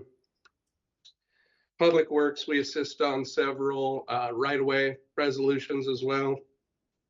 We help write some or look up some drainage easements and do some research for that department. I've been working with IS recently on upgrading the website or updating it to a more interactive, user-friendly website interface. We're kind of in the beginning stages of that, so I'm looking forward to eventually upgrading that website. But in terms of the budget, we didn't change too much on the budget. I do have a slight decrease in the projected fees due to the slight decrease in maps that were taken in. So I did drop that down from, you can see it was at 50,000 to 46, requesting 40 this time around. And then basically the same budget from last year until you get down to actually salaries naturally have increased. Rent has increased just slightly. But that is one of the sources of our revenue is the fees that we generate. And I heard you guys just talking about maybe taking a look at the fees and if they are up to date. I did increase the fees back in 2018, a couple years after I became the county surveyor, to bring them up to those standards, but that was already 6 years ago. So it's probably time to look at those again. Another revenue source that we have is the PLCP fund. That's the 119. And that is anytime somebody records a deed at the county clerk's office, $10 of that deed goes into this PLCP fund, which is the Public Land Corner Preservation Fund. So when I talked about earlier, re-witnessing or restoring these corners, that's what that money is for, set aside for. So that we typically bring in, and it's on the decline a bit as well, between 70 to 90,000, but requested budget, I believe I put 60,000 for that fund. So between the fees we take in for the map submitted and the PLCP, we actually bring in 100,000, and then the rest is covered by the general fund. So basically all I'm asking for from the general fund is salaries and benefits for the 3 1/3 employees. A little history, and I know Jody, you're correct, we'll go into this.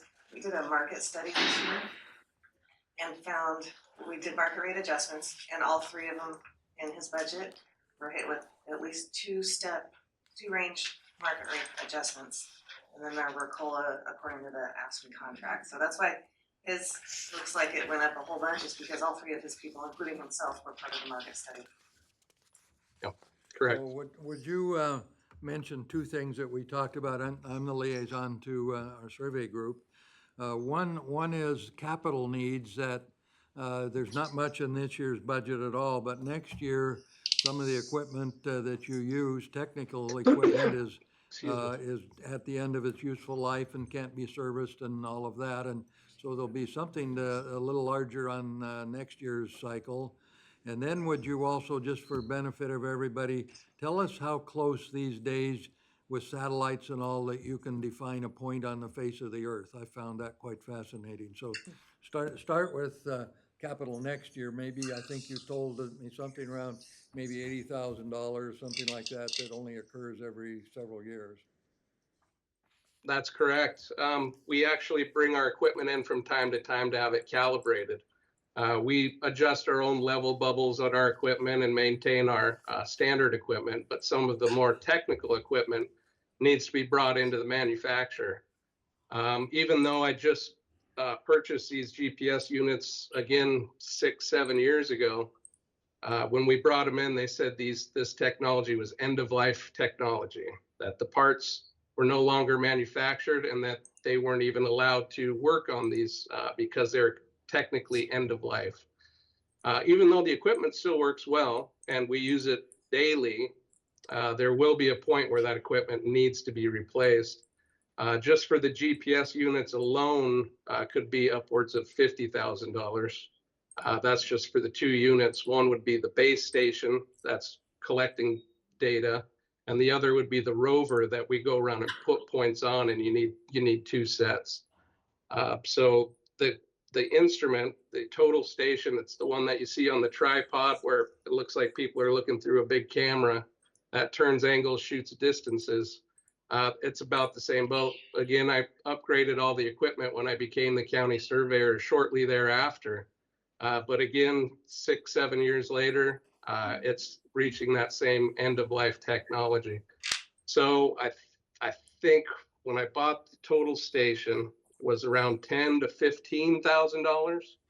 So if all of the equipment for some reason at one time, just the GPS units and total station went out, you're right, that might be upwards of $65,000 plus, which I don't have in this year's budget.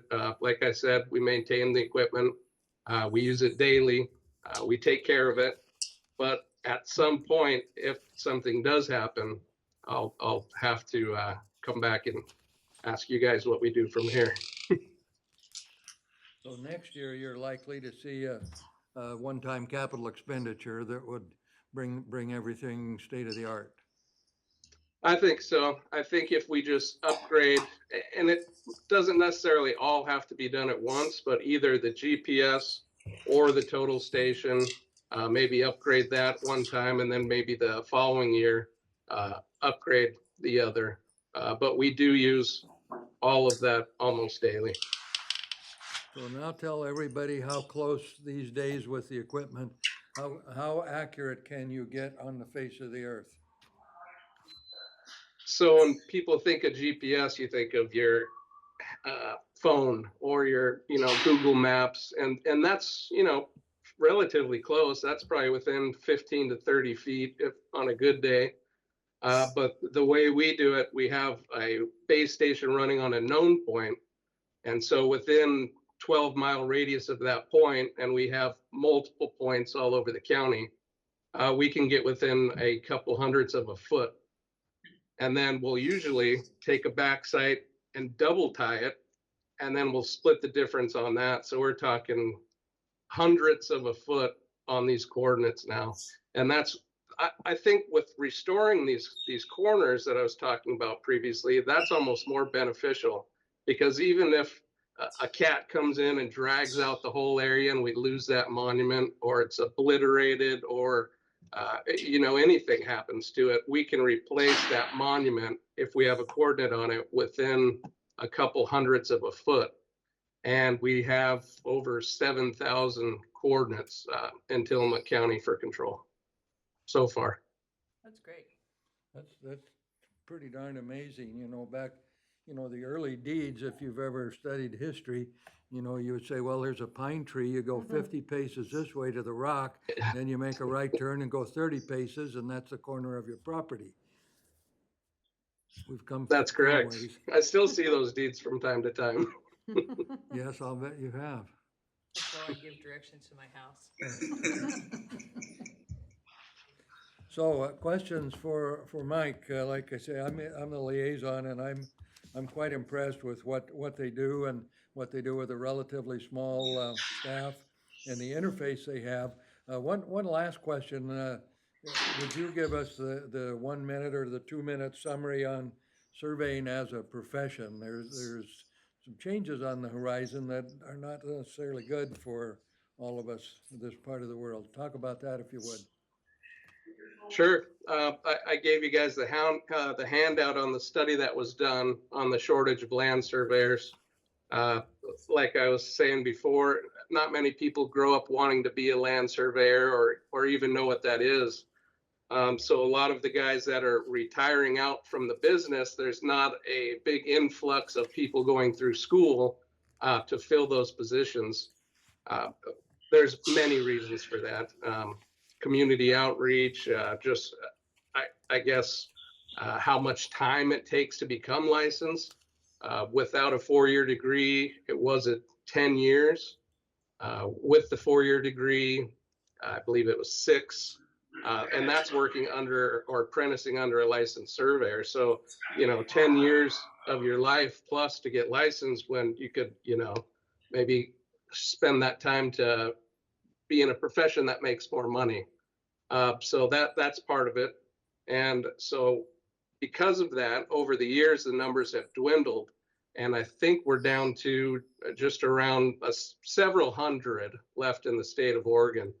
But back 20 years ago, there were a couple thousand. So you could see that there's almost a crisis in trying to get young people into the profession. And there are many things, like you said at the beginning of this conversation, that you can't do without a surveyor. For development, it needs to be surveyed. For engineering, it needs topographic surveying. It's kind of the first step in the development process to delineate the boundaries, gather data. And if there is a shortage, which there is, and it seems to be getting worse, that could be a real problem in the future. Thank you, Mike. Any questions of our county surveyor? So they're off, they're not in the courthouse, they're over in a little newer building over town along with community development. And I know he likes his surroundings probably better than being in the courthouse. They used to be down in the hole in the basement there where these guys are some years ago. But it is what it is, and it's a part of what county government does, and so they need to be funded again. And as their liaison, I'm good with the budget. They've made a compelling case to me. So, are there any other questions for these people? Not a question per se, but maybe just a thought for any department with a fee collection schedule. Would it be best practice to consider developing a fee schedule that surpasses the cost to develop a sinking fund for those departments, so that we don't have to come to the county time and again for, we need $80,000 for new survey equipment. We have that reserve build up. So just You're food talking for about thought. countywide for other things Mhm. too. There's been several efforts at that, including automobiles, but maybe Sean could speak to sinking funds and. So there's a few that have reserve funds, the fair, and the library. The library did it in anticipation of building improvements, the building's gonna get old, they're gonna have to do a roof and that sort of thing. We do have a building reserve, we did have vehicle reserve that we did purchase general fund vehicles out, that got ripped apart last year, so I don't know where it's at this year. And that'll probably be a discussion for tomorrow. So Sean, can I ask a question? I think one of the things Ken was saying is having fees be a little bit higher in order to develop that sinking fund. But don't fees have to be justified to an actual expense that exists? And we have to be, when we say the fee is going to be $100, we have to be able to show. I think there's different rules for different fees. Okay. Yeah, I know the clerks would be vastly different than the surveyors. Baseline for fees, but I don't know what that is. And I think Sarah tries to keep up with other community development. Departments and But you also have to be able to justify the expenses that are behind that fee.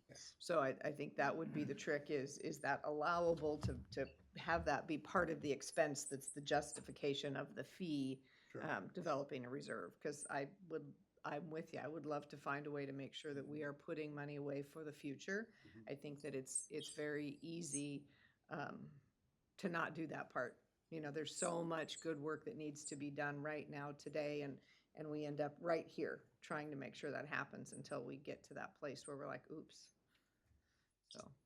Well, as we talked about yesterday, there are very few governments, as I think I pointed out, that do that create sinking funds. There's so many demands on the money, and then there are certain restrictions. For example, I'm pretty sure, and you correct me if I'm wrong, if you go and want a building permit and other fees related to building, there has to be a nexus to what it is you're going to do.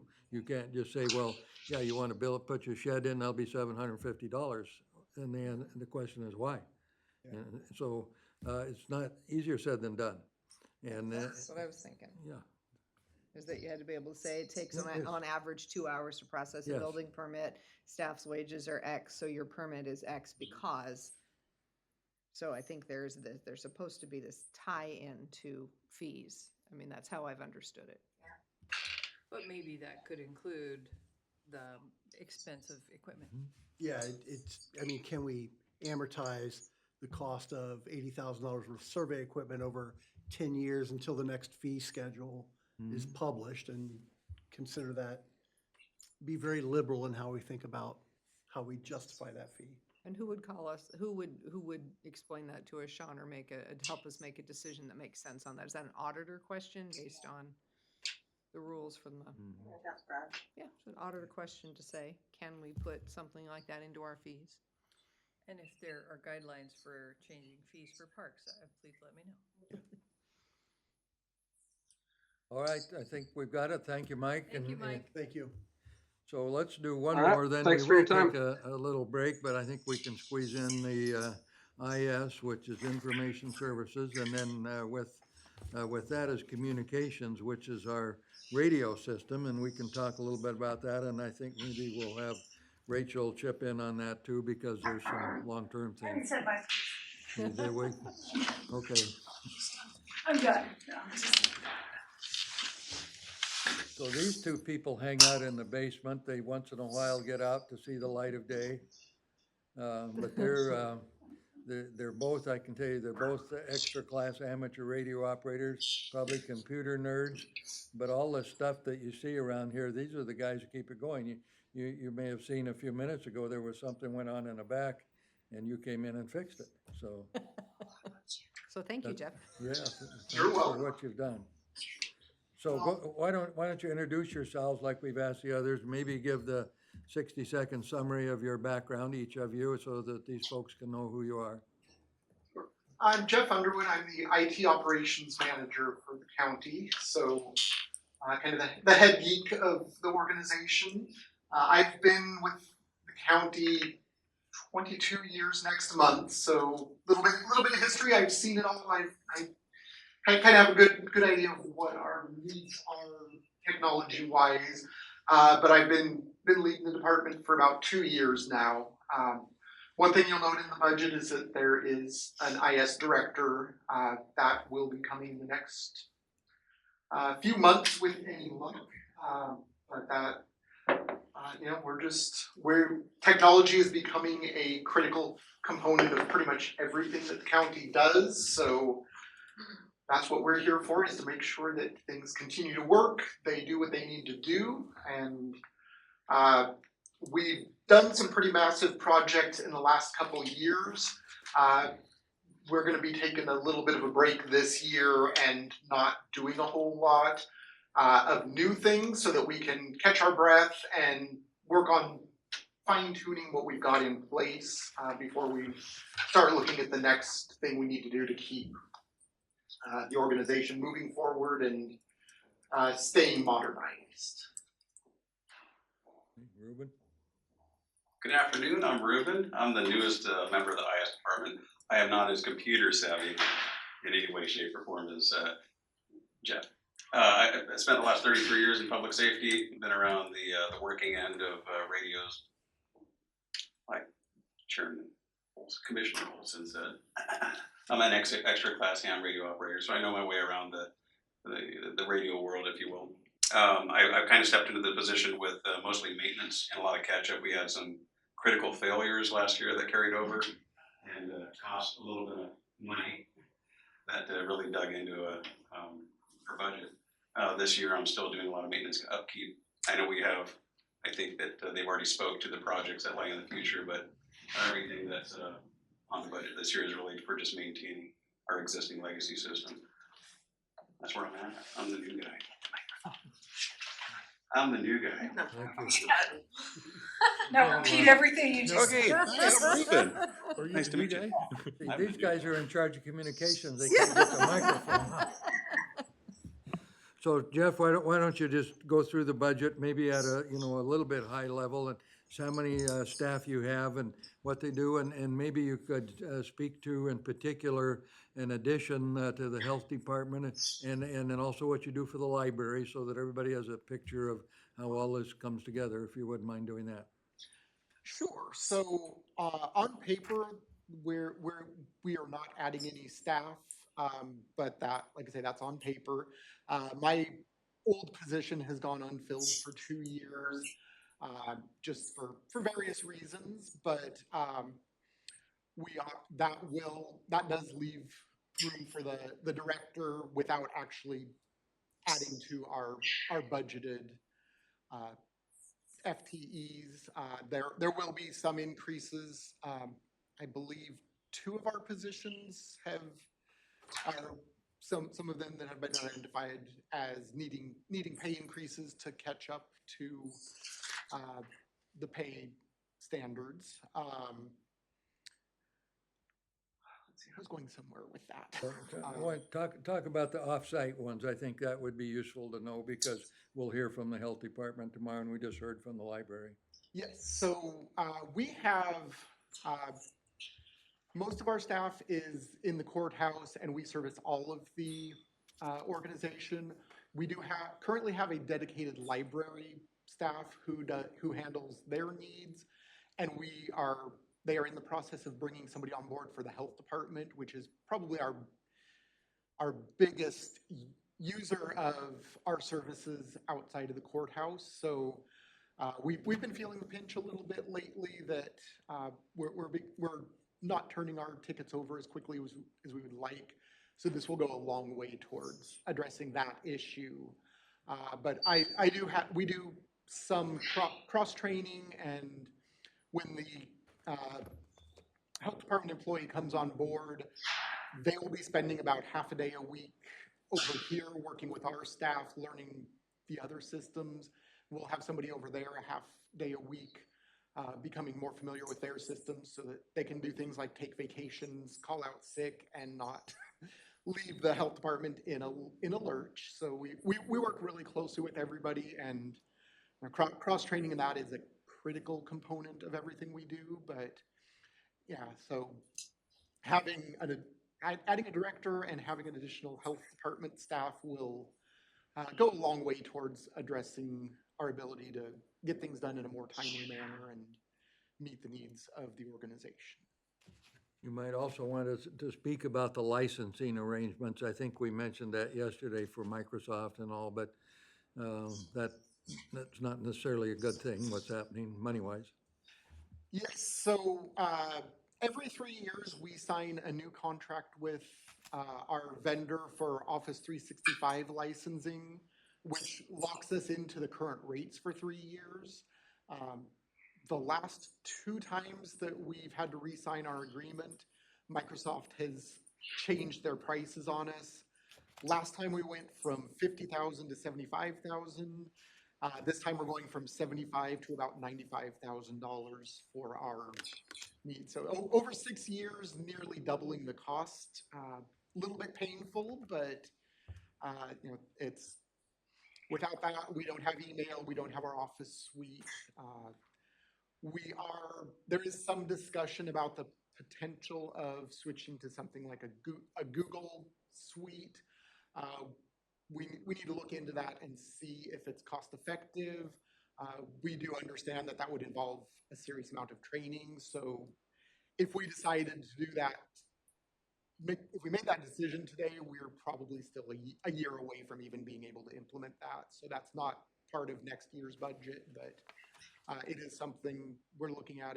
If the costs continue to go up the way they are, I don't know that we have a lot of options other than to at least explore other avenues and see how we can control those licensing costs.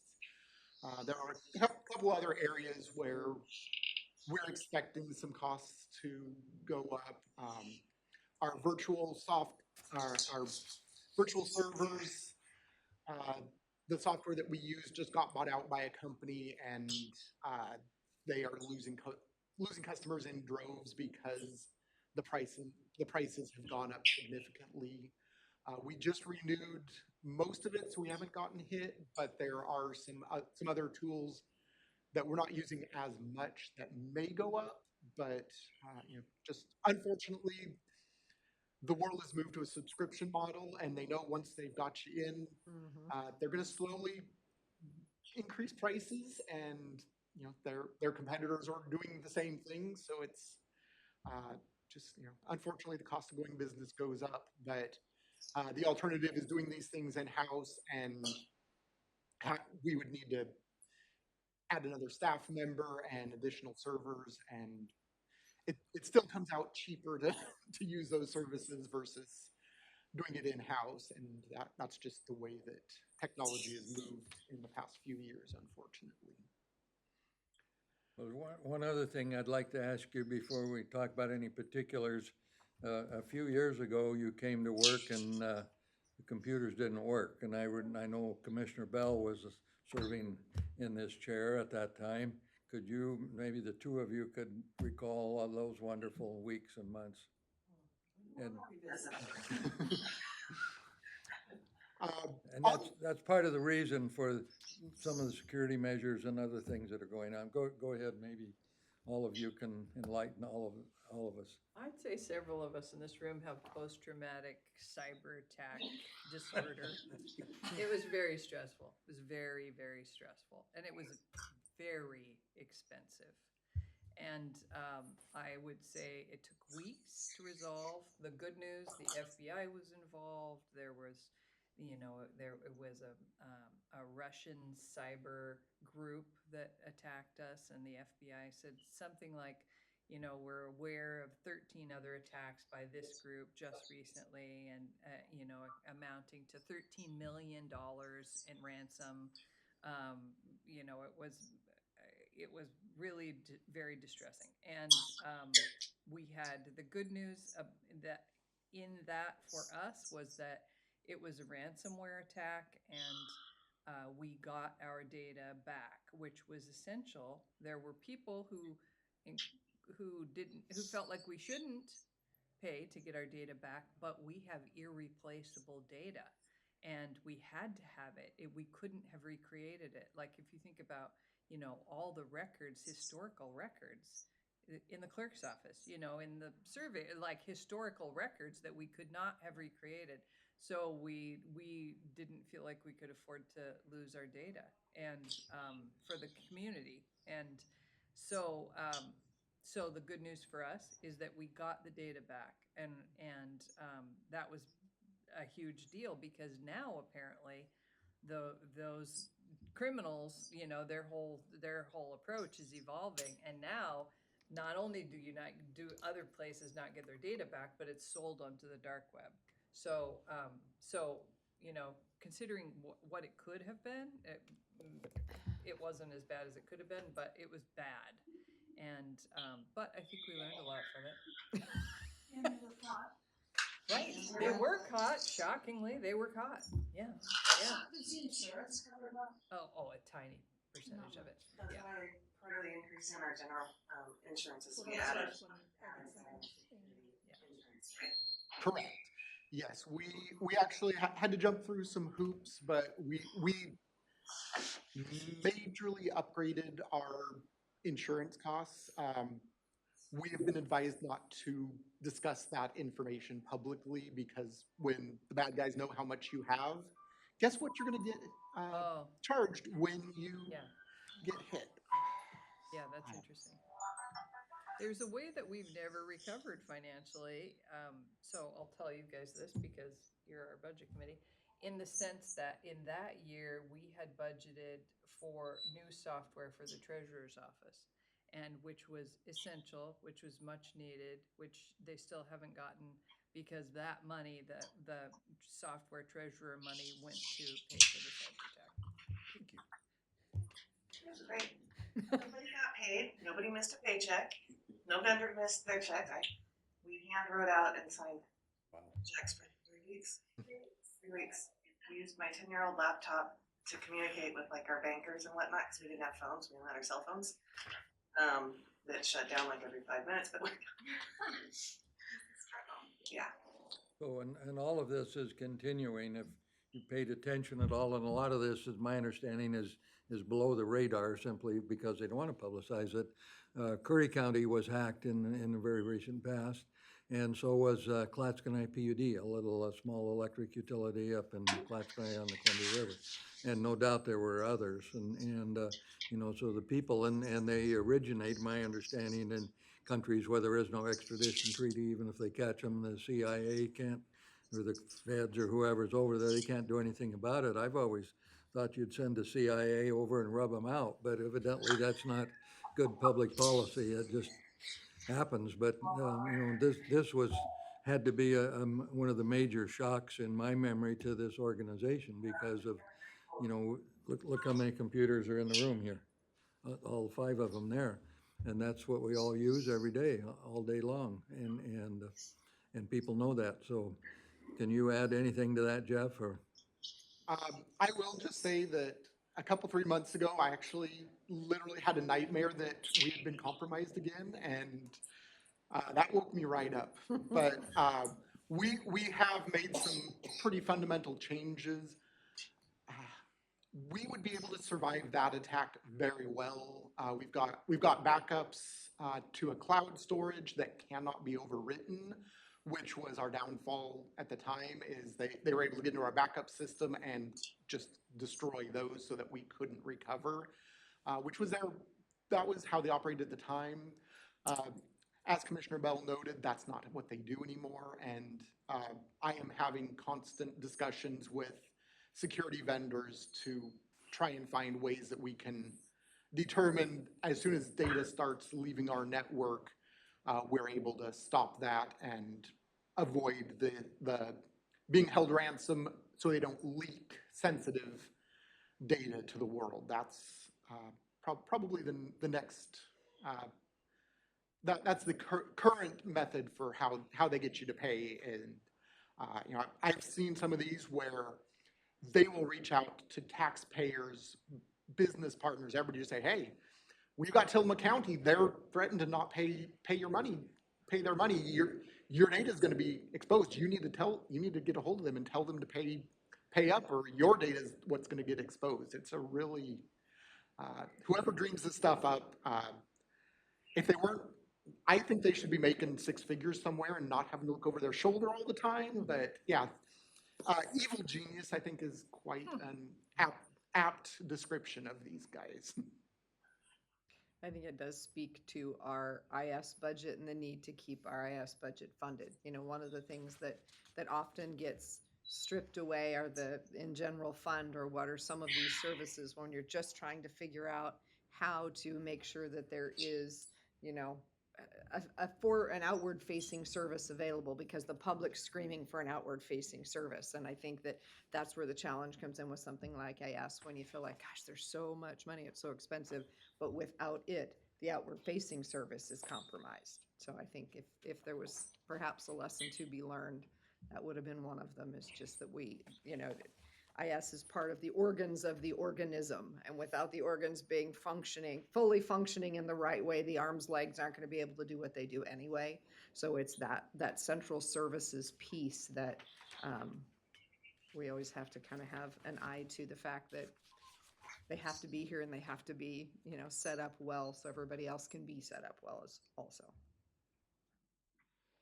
so anything else you want to mention? The material here, there is a computer reserve fund, and as he said earlier, this won't be the biggest year. There is a cycle that probably goes on 1 year too long maybe, but it is what it is, and the computers work. And I can tell you, whenever I've had an issue with my computer, and I haven't had very many, they send somebody up and they fix it and they get it going. And they, you know, I wanted a little speaker that was different, and so I sent them an email, and about an hour later I had a speaker.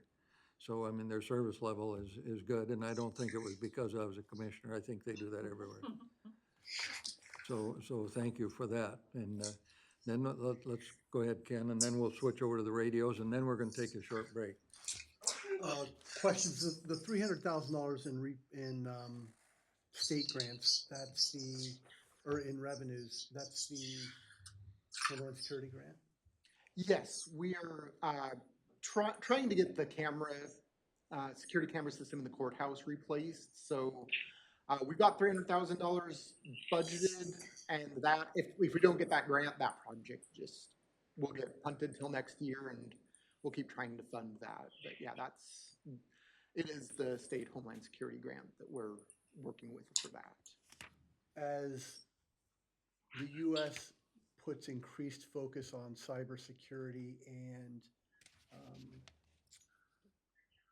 in some instances considers those acts of aggression, is there any DoD or Homeland Security funding that we could go after to maybe try to offset the cost of our increased cybersecurity? I will have to talk to our grant people about that. I'm not aware of any, but that's definitely a possibility. One of the challenges we run into is most of the grants are one-time charges. Our next step in cybersecurity is going to be what they call managed detection and response. Our staff are here 8 to 5 Monday through Friday. We know firsthand that we were hit over a long weekend. That's when they attack. So one of the things that I want us to move to is managed detection and response. Basically, you've got people out. It's a cloud service, but they are watching your network. They're doing everything.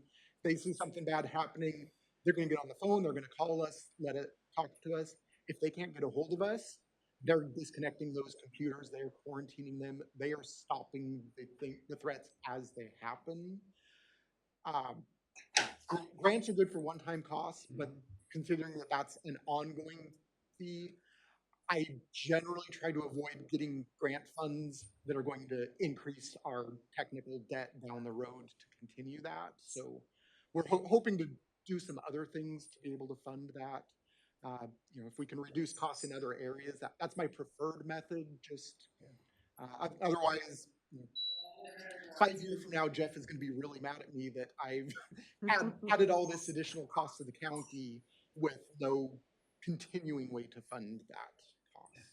But there are definitely things that we could be using that are just one-time costs, devices, appliances, and in fact, one of the things I'm waiting anxiously to hear back from we applied for the state grant just a few months ago to get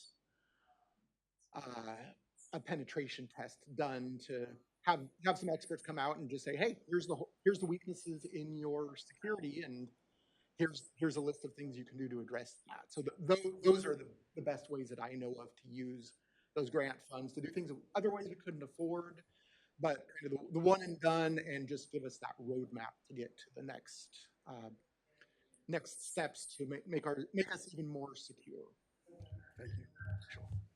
Well, one of the way the grants work at Tillamook County, and correct me if I'm wrong, but if there's some possibility or probability that it's there, or we simply want to go for it, we'll put it in the budget, and you'll see it. You'll see the corresponding revenue with corresponding expenditure. But if it doesn't materialize, then it's just a number on a piece of paper. But in order to create the spending authority, you put it in the budget. Otherwise, you'd find yourself, doing a supplemental budget more than once a year, and typically, Sean would get really unhappy, and when we do one supplemental budget. So, anything else? Yeah, can I ask one more question? Sure. Oh, Jeff, certainly, of course. Is the GIS position in here, or did we convert it to contract? I know this was a lot of time spent last year on the GIS position.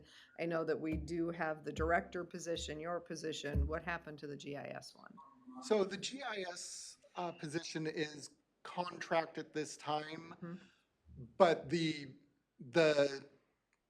scope of work includes them reviewing our GIS and making recommendations regarding staffing, whether we should add that position back or what the needs dictates. So, Okay, so at this point, it's been removed from here because we're using the contract. correct. Okay, thank you. I just wanted that for clarity, because so we had a lot of conversation. We'd had a GIS position. We had hired someone. It didn't work out quite the way we had hoped. So we have this contract and someone who's really evaluating our GIS need because of course it crosses multiple departments. And that when we talk about county efficiencies and effectiveness, having an updated GIS is something that we continually hear from our departments would be helpful, as well as someone who really understands how to get in there and utilize that, get that data out to be utilized would be very helpful. So there's just background work going on, but we've shifted that.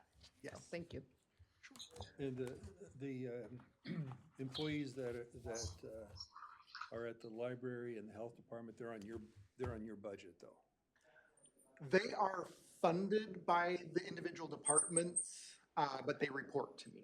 So it's kind of an odd. So which budget are they in?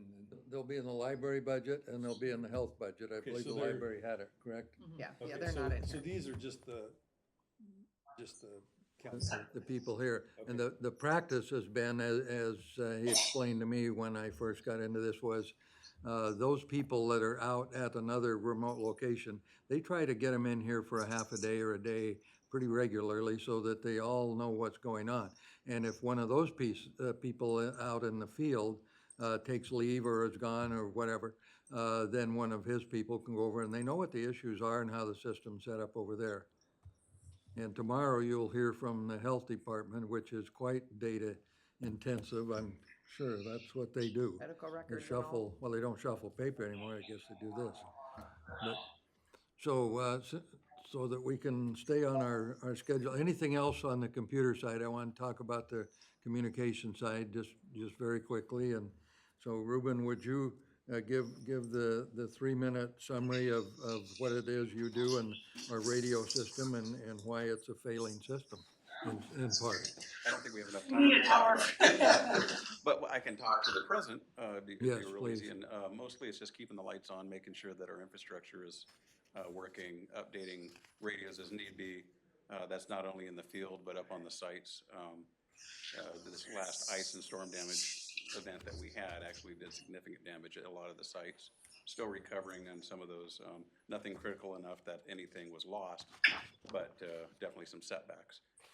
Access to the sites is challenging, of course, in the wintertime, and as you might have noticed, most of our sites are in the most remote places in the entire county. Not quite a mile high, but significantly. Again, we have a lot of sites that are off-grid, solar generator. That's a constant maintenance issue. It's not just the batteries, it's the 190 site in particular. I can talk to that. It's probably 90% of our radio traffic for the entire county. I'm up there twice a week, just making sure, if I'm not, digging into the valves and doing adjustments, it's oil changes, it's adding oil, it's making sure that, all the electric light levels and the batteries are always maintained. Of course, making sure that there's nothing damaged, making sure power output is correct, sweeping antennas, and I'm out of county on a lot of these sites too. I might be in Clatsop County, I might be in Yamhill County. It just depends because we have sites that are so remote. Currently, everything budget-wise is really just to support what we have. What's your one request? Pardon? What's your one request that you have in your? There was a request that carried over, and it goes back to, I'm in probably the one employee who's in the most remote places in the county, and that's the vehicle. I know it's significant. I did do some comparisons, of course, just to see what's out there, and I talked to Public Works Maintenance who said, don't do this, don't do this, don't do this, but recommended, what type of maybe axle ratio and what type of engine and weight. So they ran into some CDL requirements if you go too high a GVW. And so there's a proposal for a new vehicle to replace the 2007 Ford F-250 that we're currently using. It's a request. I mean, drive it till it dies. That's my motto. I drove a lot of stuff in the fire service that was 30 years beyond its shelf life, but we did it because we had to. That being said, with the comparisons, what we found is in the market, even at 5 years, 4 years old, it was only a couple $1,000s more to buy something brand new with everything on it than it was to buy something used that didn't have anything on it. And so I was surprised by that, obviously. the vehicle, even though it only has 160,000 miles on it, because of its use with the sheriff's office, it probably has about 4 times the runtime hours because they sit and run for a long time. It was used as a forest deputy too. Yes, so it's had a rough life. It's got the when they rebuilt the front end, it was because it was deemed unsafe to drive. We just got it back from Ford. I've been maintaining it myself to keep it out of the shop, replacing parts as needed, either engine work or anything electrical. I've been keeping it alive and on the road, just because anytime it goes to a shop, you lose it for a week or two, and I don't have that kind of downtime. What else can I say to that? So, since you started in November, how many times has the truck needed to be repaired? Oh boy, a dozen or more. When I first started, it was in the shop for over 2 weeks. Yeah, I don't know what else I can say about it. I'm keeping it alive. Yeah, and it might be a nice comparison. The communications vehicle is probably the same as the status of the communications system. that's a valid It's always upgraded. I've never thought of it till just now, but That is an accurate description. Well, the system is over 20-some years old, and it's mostly analog as compared with digital. There are 12 mountaintop sites, I believe, and he services all of them. Some of them have some commercial power. I think 4 or 5 are battery solar, and so they require fairly constant maintenance. But the bigger issue is the inability to communicate where you need to, and it's used by all the law enforcement agencies. It's used by the state police. It's used by all the fire departments. It's used by the ambulance system. It's used by Public Works. I believe the transportation system uses it as well. So, I mean, this is how you talk to each other in Tillamook County when you're out doing what it is you do, which is in many cases save lives or, come up on a disturbance and people call for help. They expect it to be there. So we talked, I don't think we talked a lot, but Rachel, can you take 2 minutes and summarize the timing of where we are and how we're gonna fix all this? off the top of my head. Yes, you can do it. I've heard you do it. So I think I forgot how much I explained during my report on the project, but essentially we know what we need to do and we know our path forward. It's a $27 million upgrade. And those are cost estimates for a 25-27 design build. So if our timeline is realized, the new system would be online approximately in fall of 27. We are embarking on a campaign. We're pulling together a political action committee. We have an RFP out today to hire a marketing and campaign firm to help us through the general obligation bond. There's a bunch of concurrent tracks, so we are going through some technical pieces. We're working with our user group. We have the statewide interoperability council and their technical committee that we'll be working with to make sure that these are all the state experts from throughout the state that convene under this governor appointed board that will help ensure that what our scope is what we need. So that's a track. We have our campaign tracked. Yeah, I think those are the big pieces. There's a lot of moving parts over the next And there's several been a months. buy-in basically of all the other agencies, including Tillamook PD, and then I think all the fire agencies are in, and all the law enforcement people are in, ambulance people are in, and they'll pay some of the costs ongoing, and perhaps a lot of others. I think there's a lot of work to be done in that area. But the idea now is we know what the problem is and it really can't wait. And so that's something we will go to the voters, and we'll do it in an organized fashion. And we'll make a case, a compelling case, I think, and then ask the voters for their support. And then like everything else that's capital and big money, it's up to the voters. But if we do our job right and just go out and tell them exactly what the situation is, and you're truthful, all the way and explain the consequences if you do and if you don't, both sides of it. And then voters will tell us. And from my view, the voters have been quite supportive lately. We've had success with the North County Recreation District. We've had a new nursing school is now going forward at the college. Some of the school districts have enjoyed success. Some of the water and sanitary districts, same thing. So, people do support if they see the need. And law enforcement generally is at the top end of things supported by the public. And there is kind of a hierarchy where law enforcement is here and then maybe libraries and then a few other things. And, with new offices for the staff would be down under the table here. So, and people look at it, but my experience in doing this, and I've done quite a few of these over the years, is if you're truthful and you identify a need and then you offer a reasonable, well thought out, honest solution, people will support it. But then, once it goes on the ballot, it's out of everybody's hands. But there's a lot of thought going into this, and Rachel gets a lot of credit for heading this up like she does with so many other things. So this will be a big item, and I would expect next year's budget, if it passes, you'll see considerable detail on how it's going to be done and if the money comes in. And if it passes in November, the bonds could actually be sold yet this year, or the first part of next year, and the funds would be here depending on the market and how all that works. But, and that's why it's in this year's budget. It could very well, the money could come in this year and this can move forward. And of course, the longer you wait, the more it costs. True.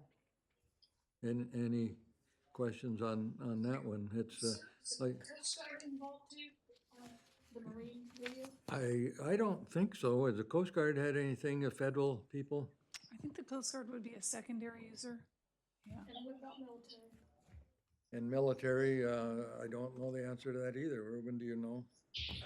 Coast Guard, military, they're all their own entity, but we do have some agreements that they can, I remember that when we had like flood events, gave them permission to use TAC-2 for responses, et cetera. Okay. They would be part of the interoperability. So we'll be able to talk better to each other. Right. There's a lot of sharing. For example, some of these mountaintops have repeater stations for a variety of services, including commercial television out of Portland. KOIN has one on the north, Channel 6. And I think there's one other one up there, isn't there? KGW coin, and they got a brand new president, and they're very responsive. Oh, okay. Well, there you go. That's the latest. And so these mountaintops are, they're a thing to be coveted because they control a lot of what goes on in this county, whether you like it or not. And I think there's microwave relay stations, and of course there's cell towers all over the place. So, these days that's how you communicate. And we have a system, and when I talk to people, and I'm started going around talking to some groups, is the two questions. I hold up an iPhone and say, how many of you had one of these 20 years ago? Well, they didn't have them 20 years ago. And then you say, how many of you have the same TV you had 20 years ago? You don't. You have a flat screen TV, probably. So think about the same way. Why would you want a public safety radio system that's 20 plus years old and outdated technology? And didn't you tell me, Ruben, they're ordering parts now and occasionally on eBay if we have to? Oh, absolutely.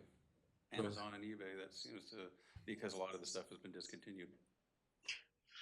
And see, these are facts that need to go to the people. And so, anyway, we'll stop talking about that. We better get me going on that one. Any other questions for these two technical gentlemen? Thanks for repairing the 207. It works. Okay, thank you. All right, let's take about 5 to 7, and then we've got 2 groups left to do, and I think we can get them all in today. No, we're gonna drag this out. My really long presentation, right? You're good. You're fine. Price, you shaved, Ruben?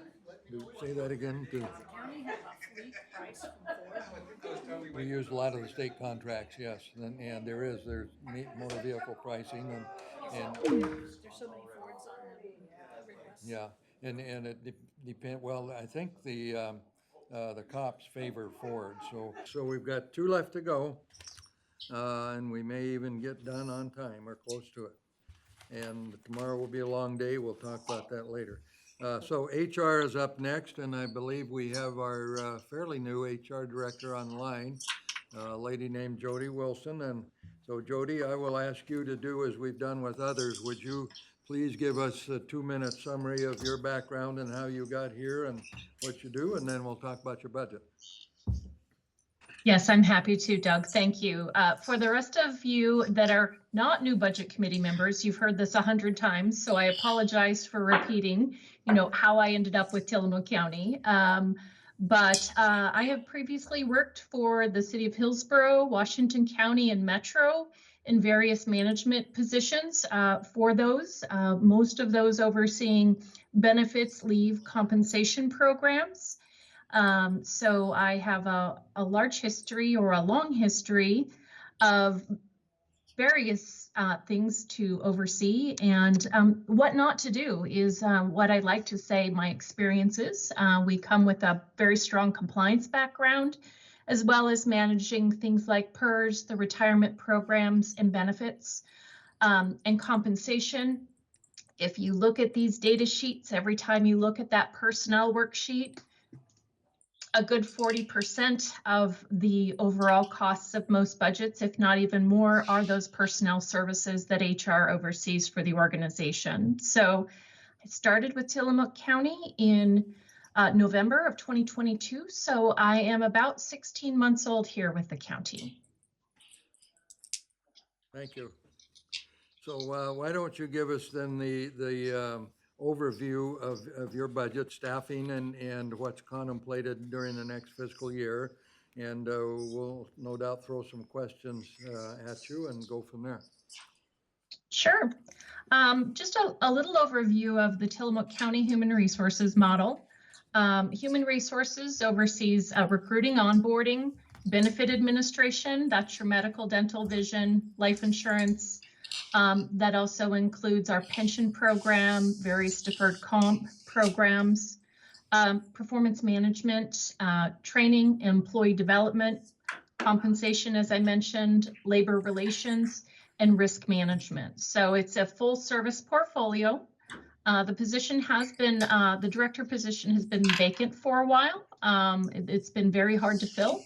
And there's quite a bit of deferred maintenance in human resources on trying to bring some of these programs up to date. During COVID, staffing was a very difficult challenge for human resources. When we start looking at where we are as far as recruitment, we have improved recruitment significantly.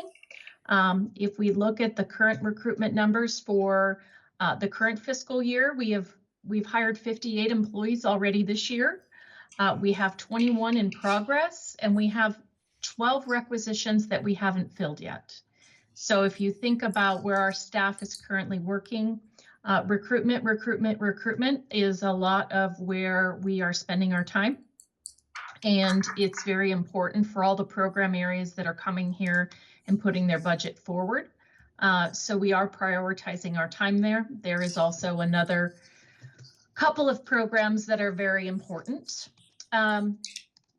Just a couple of key highlights of what HR has done in the prior fiscal year. We did complete a salary study. The salary study was based upon a compensation philosophy that was designed by the Board of Commissioners. For the Budget Committee, you are also our elected official compensation board. I will be scheduling meetings with you very soon to talk about our compensation philosophy and to prepare you for that next series of meetings for the elected official compensation board. But we were able to complete a market study. The market study identified about 22 classifications across the county that needed an increase. You've heard today about various departments where those departments had employees in those positions, and you're seeing a change in their budget. We also successfully negotiated our general services union contract. That union contract included what I call grandfathering our current pension plan and putting new hires into PERS as of July 1 of 2024. The idea was to address some unfunded liability in our current pension. Our current pension program that is administered in-house by Human Resources is over $100 million. It's a very serious program, and we are looking to find ways to reduce future costs and being able to pay employees at market. And I think that's an ongoing complexity, is that we have a very, very rich benefit package. And a lot of our comparators are PERS employers. So it does level the playing field with that part of the transition to PERS. We were also able to successfully negotiate a deductible change with AFSCME in the 2025 year. We are waiting for our rates from CIS, City County Insurance, to determine what that is going to reduce for our overall cost. But in our early projections during bargaining, we projected the PERS change and the deductible change to save about $374,000. It's not a lot of money, because when we're talking about the PERS transition, it's only as we bring on new employees, but over time you'll see that bell curve reduce costs.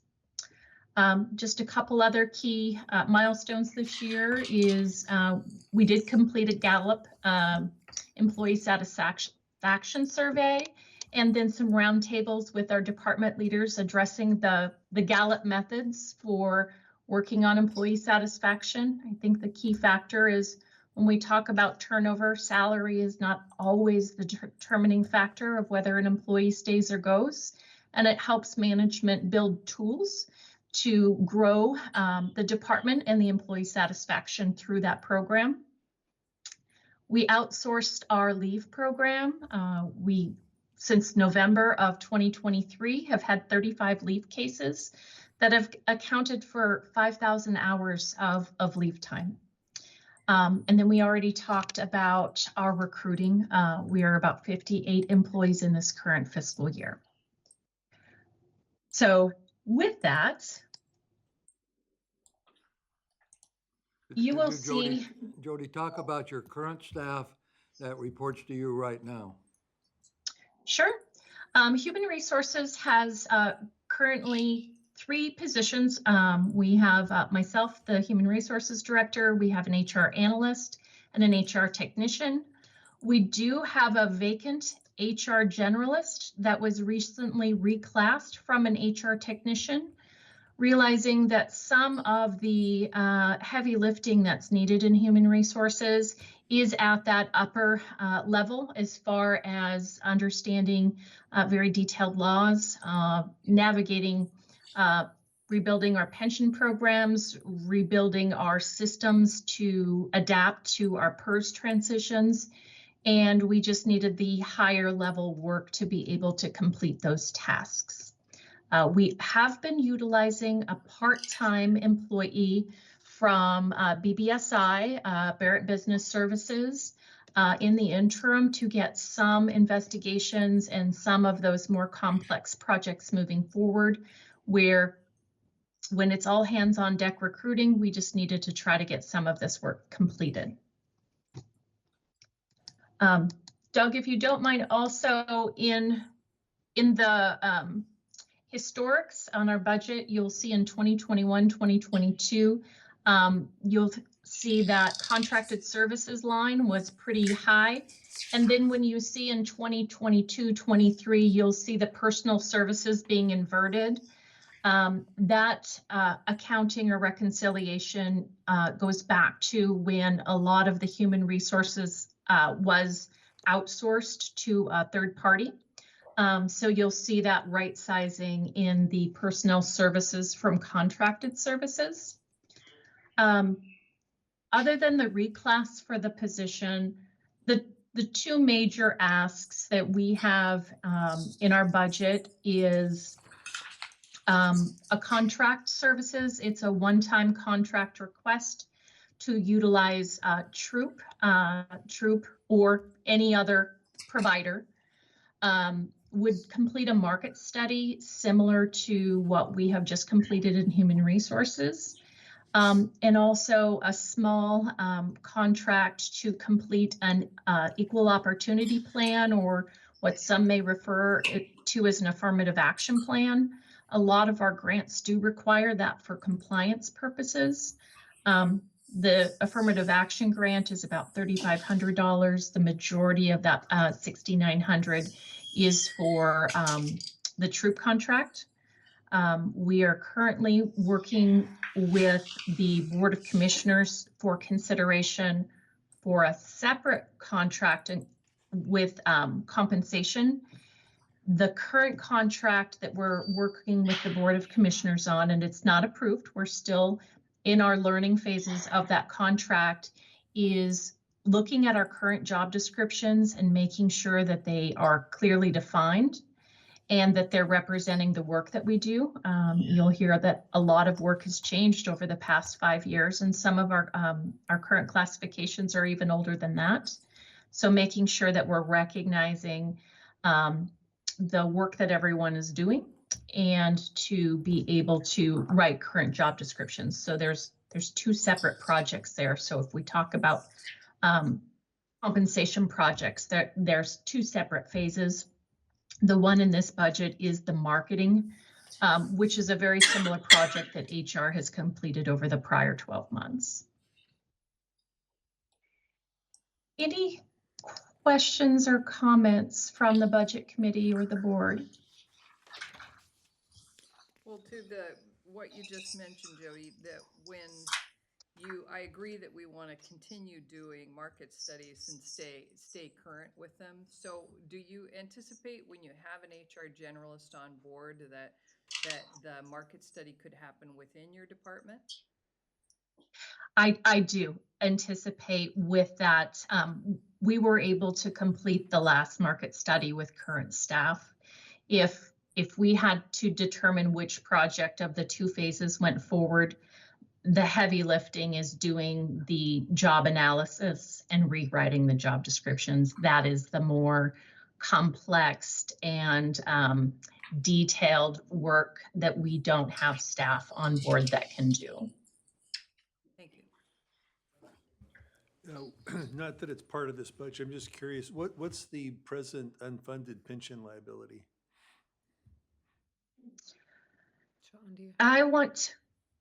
Sean, do you remember? Yeah, I can tell you that. I've been working on that quite a bit. It's Thank you, Doug. in the order of $15 to $18 million on $100 million value, roughly. And we have a review with one of the components of that, I believe, Friday morning for an hour and a half or so. And in fact, he left me a message. I'm going to call him yet today and talk about a few things. When I first got here, I wanted to learn more about it, and so I invited him in, and I scheduled 45 minutes. 3 hours later, we were still visiting. And he runs, this individual, is a principal in a company in Lake Oswego that invests. And the Tillamook County is one of only 3 counties that are not in PERS. And we will be in partially, as you heard, as of July 1. Of our 7 cities, I think 5 of them or 6 of them are in, and of our special districts, all but 3 or 4 of them are in PERS. So we're an outlier, but we have a very, very rich system, and it's, it is what it is. And but it does operate much like PERS in terms of if everybody decided they were retire tomorrow, which will probably never happen, that would be a major problem, as it would with any pension system. This one has an unfunded liability. When I last calculated it, using the fiscal year numbers as of July 1 of last year, was about $20 million, about 20%, which I don't think is materially different than PERS and a good many systems around the country. And is it going in the right direction? That's a good question. Depends on the market year. Yeah. So in the years that I've been just here, in general, is there a trend? it's been bouncing between 20 and 30% of unfunded liability in the time that I've been here. What we do see is we work with our actuary, and of course they tell us, how much to put in. Right now we are putting in 35.8 cents per dollar, and in the time that I've been here, that's only been increasing. So from my perspective, it's been going in the wrong direction. When we have had extra revenue, so those good timber years that we've talked about, when we walked away and had a little bit more, Sean would make a one-time payment into that to try to play catch up, if you will. There was a period of time, and you can go back and look in the actuarial report when we were fully funded, and then you can just watch how it's lost ground over time. We are better than a tier 1 PERS program. So it's just not sustainable for us at 35.8 cents per dollar on the dollar. The actuary is Millman, which is the actuary for probably 75% of the larger systems in America. They're based in Seattle, I think, but they've got offices all over the country. And so there's really like 3 parts to the pension system, and they can correct me if I'm wrong, but it's like I say, I'm kind of I've jumped into the deep end of the pool on this. And we have the actual individual or firm that's putting the money into certain investments and moving it around from time to time. Then you have the actuarial side, and then you have the administration side. And some of the administration is actually done here with her staff. But these are all things that we're looking at for the longer term. And, as was just pointed out, my personal opinion is it's marginally sustainable over long term. That's a lot of money. And that's one of the things, as Jody just pointed out, even if salaries are a bit lower, if you take the total compensation, that's something. The trick is to get younger employees who are 30 years old to think about retirement 30 years out. They don't know, this is what they think about, but that's part of the issue, I guess. Yeah, they want money in their pocket today, and we're unable to put money in their pocket today, as we'll start to talk about at the end of tomorrow, our challenge in this realm, right? Because we're putting a great deal of money into retirement. So how do we shift that around? And that was really the intent of looking at that shift to PERS, as well as the changing in the deductible for health insurance. We have great health insurance. We have a VEBA account, so if we're putting flexible spending money in there as well. So total compensation wise, it's good, but it's not what people want, and that's our challenge is in that shifting around. So yeah, when I was when I was elected and shadowing Commissioner Bartline at the time, he said, "Here's a project that I just never quite got to, but it's a really important one, and it's the pension. Good luck." So we're actually taking steps that I know have been thought about for a long time by commissioners. It's hard to get projects all the way through, and so I think we're finally there with this one. I think pretty much every defined benefit plan is underfunded, so Yeah. you're part of a We're large less group. underfunded than PERS. Yeah, we're in good company, We are. except we're too small to solve it if it came crashing down. The state's going to find a way to solve it. We would be very hard pressed to grab $20 million if we had even just the upper slice of available, potential retirees decide to walk out the door and decide to take the cash out function instead of the actual payment function. Just for interest, maybe you know this, what's the total contribution for retirement? $298. I think it's about 5.5, 6 million. Am I way off on that? You have your MIP open. Not yet, but I will. Oh, yes, I do. See how much we- Are we going last year? Yeah. Sure.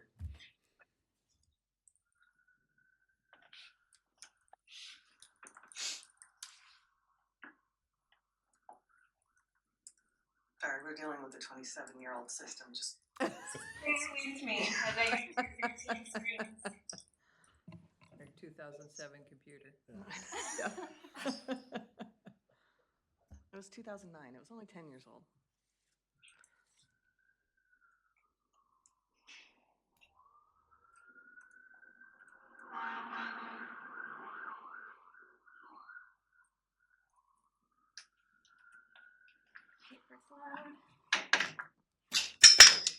So last year, yeah, we paid $5,985,000. Well, my 5.5's not too far off. Not too far off. As I said, I've been looking at this, and I have no particular background, except I've been around this in my minor, finance actually is what I did, and a lot of finance stuff, and so I at least know how to read this stuff and talk about it, and when I began to look at this system in depth, that I could see some inequities and things that probably are out of line with what's going on in the real world, and part of why this is beginning to change, and it's been underway for quite some time before I came on board. And Jody, the lady on the screen, is in the process of preparing at least a draft RFP where we might want to consider bringing some of these services under one umbrella, or otherwise, take a look at it and see what the market has to say. Is my understanding is the current advisor or the individual who's actually investing the money has been under contract for 20-some years. And by all accounts, he's very competent, well regarded, but sometimes you need to talk to others in the market because the market's changed. And, he may well end up with exactly what he's doing now, and the system may stay exactly as it is. But I know there are other options out there, and so that's kind of what I'm pushing for, is that we take a It's always good to broader look anyway, yeah. I'm sorry? It's always good to look around. It is, yeah. thank you, yes, I agree. So Jody, we kind of went off the rails there, did Sorry. No, well, this is Well, all when we part of what start- she does, so it's a good conversation, thank you. Well, and I appreciate the conversation and the care that the board has taken regarding these processes, because when I landed, there were a number of these projects already underway. And so I was able to pick up where we started and to continue moving forward. That's how we were able to land the market study. That's how we were able to continue to work with our bargaining units and our non-rep employees about addressing the retirement plan. These are really expensive costs for the county. And, we talk about buildings and infrastructure, but, paying our people and providing benefits are one of the greatest costs to the county. And if we're not taking great care and keeping a lot of eyes on this to make sure that we're transparent and thoughtful, it's going to get away from us. And so it's the care and feeding, I think, that HR is trying to support the board on with these benefits, and to make sure that we're helping employees understand what they have, and that we're being thoughtful stewards of the funds we're spending on them. So we do have 4 positions, including our current staff. We will be putting the one vacancy out to recruit here very shortly. And again, the only new asks we have, other than that position that was recently reclassed, is the market study and the small charge for the affirmative action plan and in contracted services for next year. Jody, could you take just a minute and talk about the 2 unions, not in very general terms, who they are, and make sure that everybody in the room knows something about the 2 unions and when their contracts expire and so on. Sure. AFSCME is our general services unit. It does cover public works as well as our office, our health and human services, some of our administrative medical staff. We have our non-rep group. We have our elected officials, as well as our Teamster contract. Teamsters covers our deputies. That includes the jail, our patrol, and probation and parole. There are also a few other administrative positions within that Teamsters unit, but primarily it is our deputies in one of the 3 divisions. Thank you. Any questions on Jody on the unions? The one contract has just been renewed, and I believe the Teamsters is yet to be handled this spring. Am I correct on that? Yeah, AFSCME's contract just renewed, but it's kind of like budget season. We do have a new contract that will begin July 1 of 2025. So it's not so far out. We are getting ready to start bargaining with Teamsters. We hope to be able to come to an agreement by the end of June. And work through that contract with Teamsters. They've been very cooperative, both unions, and we have great relationships. So I'm very optimistic on these processes, but you never know. It really does come down to economics. Who all sits at the bargaining table? There's Sean, the money person, usually HR, and usually there is a group of management. So we're about ready to start Teamsters. So the sheriff and the undersheriff will participate with Sean and I for Teamsters. When we were working with AFSCME, we've got a lot more departments that represent AFSCME. So it was myself, Sean, we had our public works director, we had an accounting manager for HHS, and our library director, I believe, representing us for our bargaining for AFSCME. And then we have a labor attorney that we also have at the table.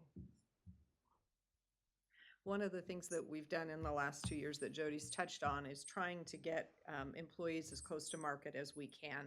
This has been the compensation philosophy she mentioned, and I think one of the things that will make this conversation even more challenging this year is that we have committed to properly compensating our employees. During COVID, we gave a 5% increase to our employees. We did it we were not in bargaining at the time, but we could see what was happening in the world, and we gave a 5% across the county to all employees. So then when we went into bargaining with AFSCME, we weren't as far behind as we otherwise would potentially have been, which probably made that negotiation a little bit easier. But we also did the total compensation study that we talked about, and we did move classifications, as Jody talked about, in AFSCME to a market space, and our compensation philosophy will continue to move forward into this next bargaining. That is our philosophy. It does mean that our wage numbers have grown significantly. As we have said, people are worth what they're worth and they should be paid that. Now we in this room will have the difficult challenge of fitting that into the revenues that we have. But just as a backdrop, this board feels very strongly that we do not want to balance the budget on the backs of employees. It is a practice that has happened in the past at the county. There were negotiations where they went in saying there will be no COLA, there will be no increases, we just don't have the money. And we felt like that was not a stance we were comfortable taking, but it will make the next set of conversations we all have a little bit more challenging. Jody, could you talk about what happens when there's an investigation for one reason or another, regardless of where it is? Just how does that process work? And we usually use some kind of outside counsel or experts in that field. Sure. With investigations, Human Resources is a risk mitigation department. Generally, the best defense against any kind of harassment, wrongdoing is doing an investigation to see if there are any findings. Those investigations can get costly. We do try to resolve conflict at the lowest possible level, but from time to time it is required or a best practice to bring in an outside investigator. The outside investigators can be expensive. They are usually attorneys that are now investigators, and those investigators will interview witnesses, they'll review documents, they'll write their findings and present those back. Not all investigations generate findings, right? Sometimes there are allegations that there are no findings. So I want to make sure that we recognize that even though we did our due diligence to find that there is sometimes no findings, but we still have to pay the investigator. So when we work through these investigators, again, we're trying to resolve the conflict at the lowest possible area. But as things get larger and larger, we do need to reach out to outside investigators from time to time to be able to complete those investigations. Again, that is the best defense in any kind of future litigation. We talked earlier in the meetings about a litigious society. We want to make sure that we're following our policies, creating good training programs for our employees and our managers to prevent these kind of things, but investigations do occur. When we do have to use outside investigators, those investigations are charged back to the departments. So I think that, Doug, you'll see some of those contracted services on some of our departments. Again, it does not mean there were findings in those departments necessarily, but it was an investigation that was conducted. Thank you. Other questions? Okay, well, there you have it, I guess, for human resources.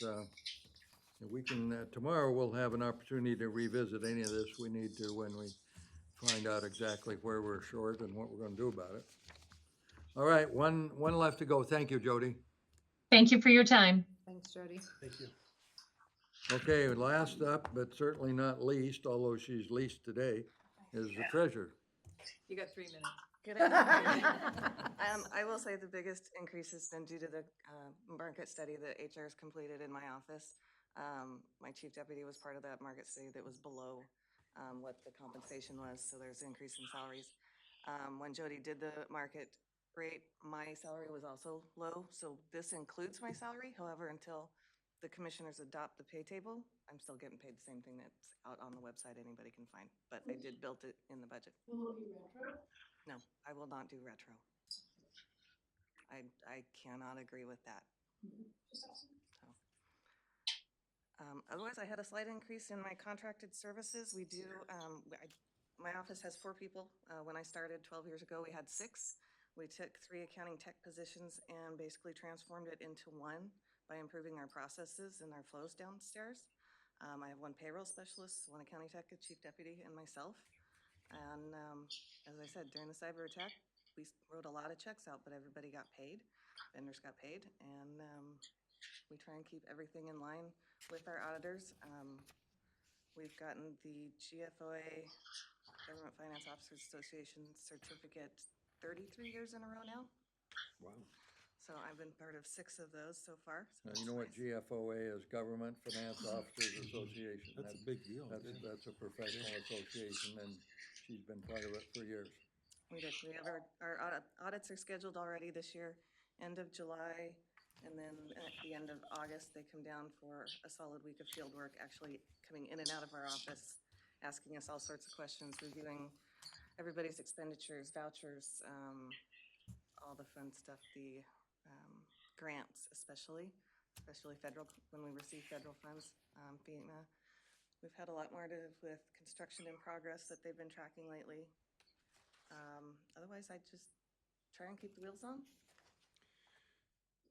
If there's any specific questions you have, Almost should make 3 minutes. I was just kidding, John. I've got 30 seconds to ask a question. So I see here you said in your narrative somewhere that you're obtaining quotes for new software that you talked about you had to give up when. So actually that is for, we currently use MaxCars, which compiles our cost allocation for indirect cost allocation to other departments. They have ceased service, so I have 1 master key I can use, and it's still usable, but if it breaks or if I need help, that is gone. Okay. And so I'm getting some feelers out to see who else has a cost allocation software plan. So you're not talking about the overall accounting? No. But I'll know that by May. I'm imagining it's not gonna be the $2,500 a bucks. Okay. $2,500 a year I've been paying. I imagine it's going to be more than that. So when are you gonna come ask us for money for your new accounting program? How much was that the last time it was in before things went the wrong way? I think it was over 6, but that was including payroll. 600,000. Wow. So, question, you have the $2,500 for capital outlay, you said, That's copier. so that's not the cost allocation software? No, that just comes out of. Should there be a placeholder for cost allocation software? I'm trying to get some quotes on if I can find any, and when I come back in May, I'll make note of it to So let you we'll know. know that in May. And Okay. you can either believe it or not. And Sean, that wouldn't be something that might be integrated into a new complete package? We had a demo, we thought we found one. And so we had a demo earlier this week, I think it was Monday, with a company.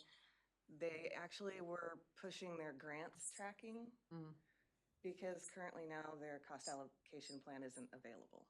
And we're kind of They're not taking new customers because MaxCars has gone down and the Flood Rush has moved in to other software companies. So I don't know if there's a whole software system that would have that in there. I would think Tyler Tech would probably have something similar or something as a whole.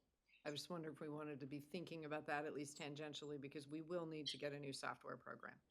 I mean, you all are getting by Yes, with what we have, but but there's a lot of other asks in the county that I'm putting before mine.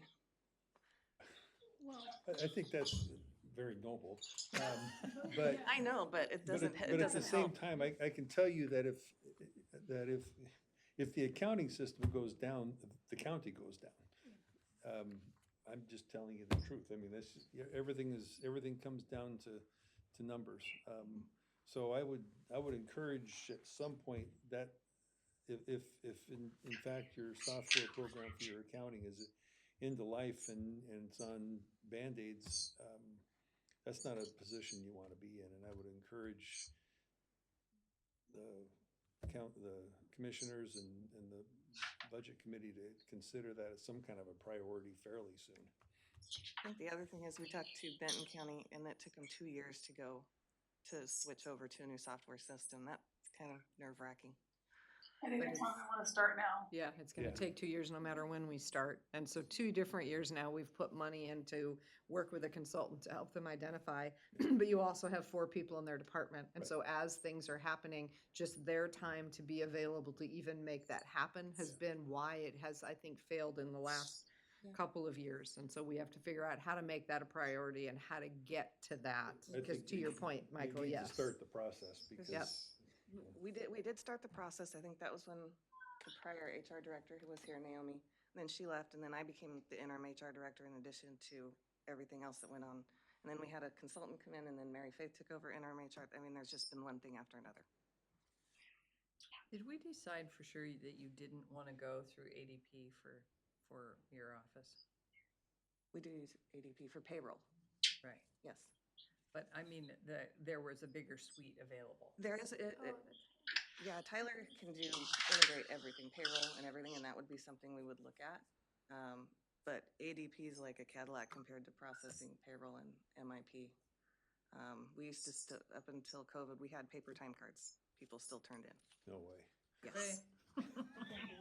Yeah.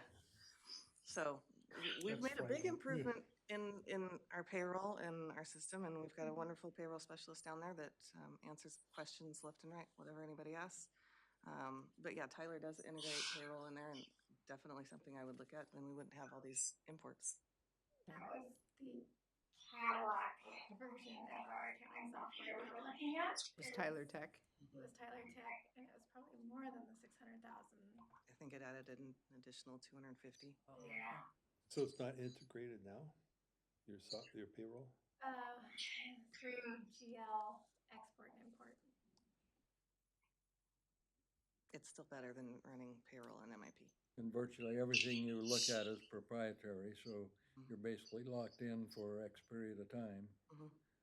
Like we said earlier, once they get you, then it's renewal, and the fees go up and so on. But, you know, if you get a reputable firm, all I remember is when I was involved in a major change one time is you need to run a parallel system for at least 2 budget cycles. Like I think you said, if you don't, something will go wrong and you have no way to rebuild it.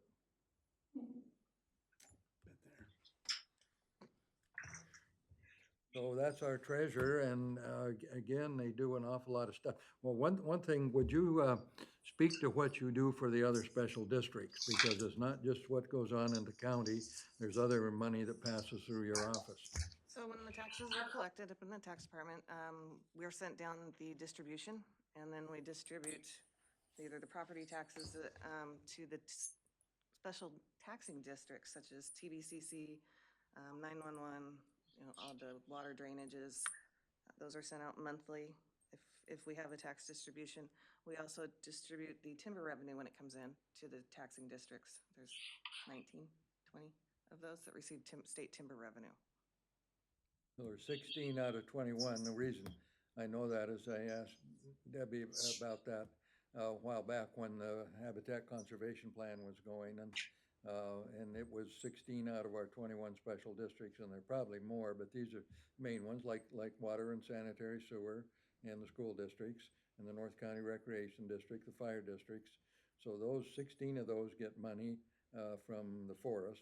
and all that money passes through their office. So, you know, it's not just county stuff they're doing, they're taking the money that comes in from a whole variety of sources, and if you look at the sources, it runs to several pages. You don't put it all, unless you really have teeny weeny type. I mean, there's a lot of sources of money that pass through this building.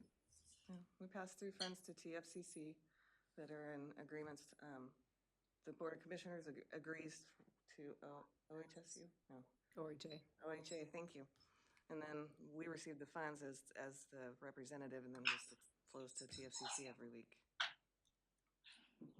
Which is all the more reason to have a good accounting system. Sub-recipient monitoring, we're finding is very difficult. Yeah. So put it back in your budget, Sean, and we'll all have to grapple with it. At least the part where you do the research. Okay. Where we get the consultant to do the research. Started at least. So as you can see, there's a lot of moving parts in this organization and a lot of people doing a lot of different things. So tomorrow, let me give you an idea how this will work tomorrow.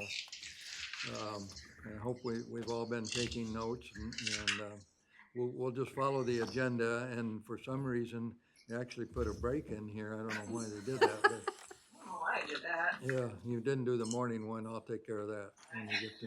That's fine. But, so we have a couple of outside agencies and some of the bigger ones, the two that will really get you thinking is the sheriff, and it's the largest impact on the general fund, and they do a lot of things that you'll hear about.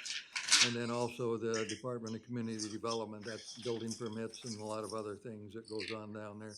Management of the short-term rentals and management of the TLT, and so there's a lot of things tomorrow. But when we get to the afternoon, we'll probably ask Sean then to kind of summarize where we're out of balance. And then what are we gonna do about that? In years past, we've said, go figure it out and give us email us when you get something that may make sense and would bring it back into balance. Primarily the general fund. The special funds are for the most part in balance. But when we do the general fund, I think she said at the start of this, we're over subscribed by what, about 4.3 or somewhere in there. So we're gonna have to come up with $4.3 million tomorrow, roughly, in cuts or reductions or deferments or whatever you want to call them. And we may decide to leave them in there and think about it, or, but at some point, we'll need a balanced budget. And that will be at the May meeting. But we'd like to give sufficient direction to the staff that if we have to cut this, then here's some of the priorities, or here's things that make sense, and that's where you folks really come into this, because you've got a fresh set of eyes. And so tomorrow is not the time to be bashful. If you think there's something in there that shouldn't be in there, or that something else is more important than this thing, that's when we gotta hear it. And Sean, we didn't talk about transfers and the intergovernmental stuff that is how we have balanced the budget in past years, where we haven't put into savings accounts, those kinds of things. Where does that one come in? 350, after 315, we can discuss all of that kind of stuff. Okay, so you'll have for us printed out the intergovernmental and. You get a new binder. Okay, okay, Okay. okay, just, Whatever you want here, because they're not turning down the room. perfect, thank you. So the three of you have sat through 2 days now. Do you have any questions? Regrets? I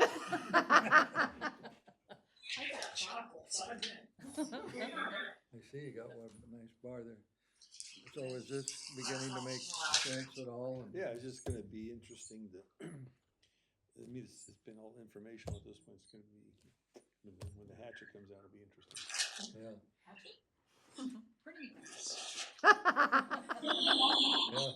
Two perspectives, I love it. Well, the problem is, and I mean, you all know this, when you look at this, you're talking about real people and real services. This is not just academic exercise. This is people on the ground doing stuff for where we live, and it can get pretty tough. And some of these people tomorrow will come in and they'll give you a fierce argument, as well they should. They're defending their departments, the sheriff in particular, and I would think also the individual who is the director of, Department of, Community development. yeah, community development, losing my mind here. Anyway, these people will advocate very strongly and they know exactly what they're talking about. So, you know, that's why it's up to the six of us to say, look, you know, this has a higher priority than that. And that's why, I guess you're getting a free lunch tomorrow. That's, There's no free lunch. it's in the budget somewhere. I'm the So- miscellaneous. Do we have anything else? We're a little past time, but we've actually powered through most of the stuff, so. Are we good? I think we're good. Okay, let's adjourn at 4:12 and we'll reconvene tomorrow morning at 9 AM. And we don't have to move anything then, right? You said, Sean, well, that we're good here for morning. Okay, perfect.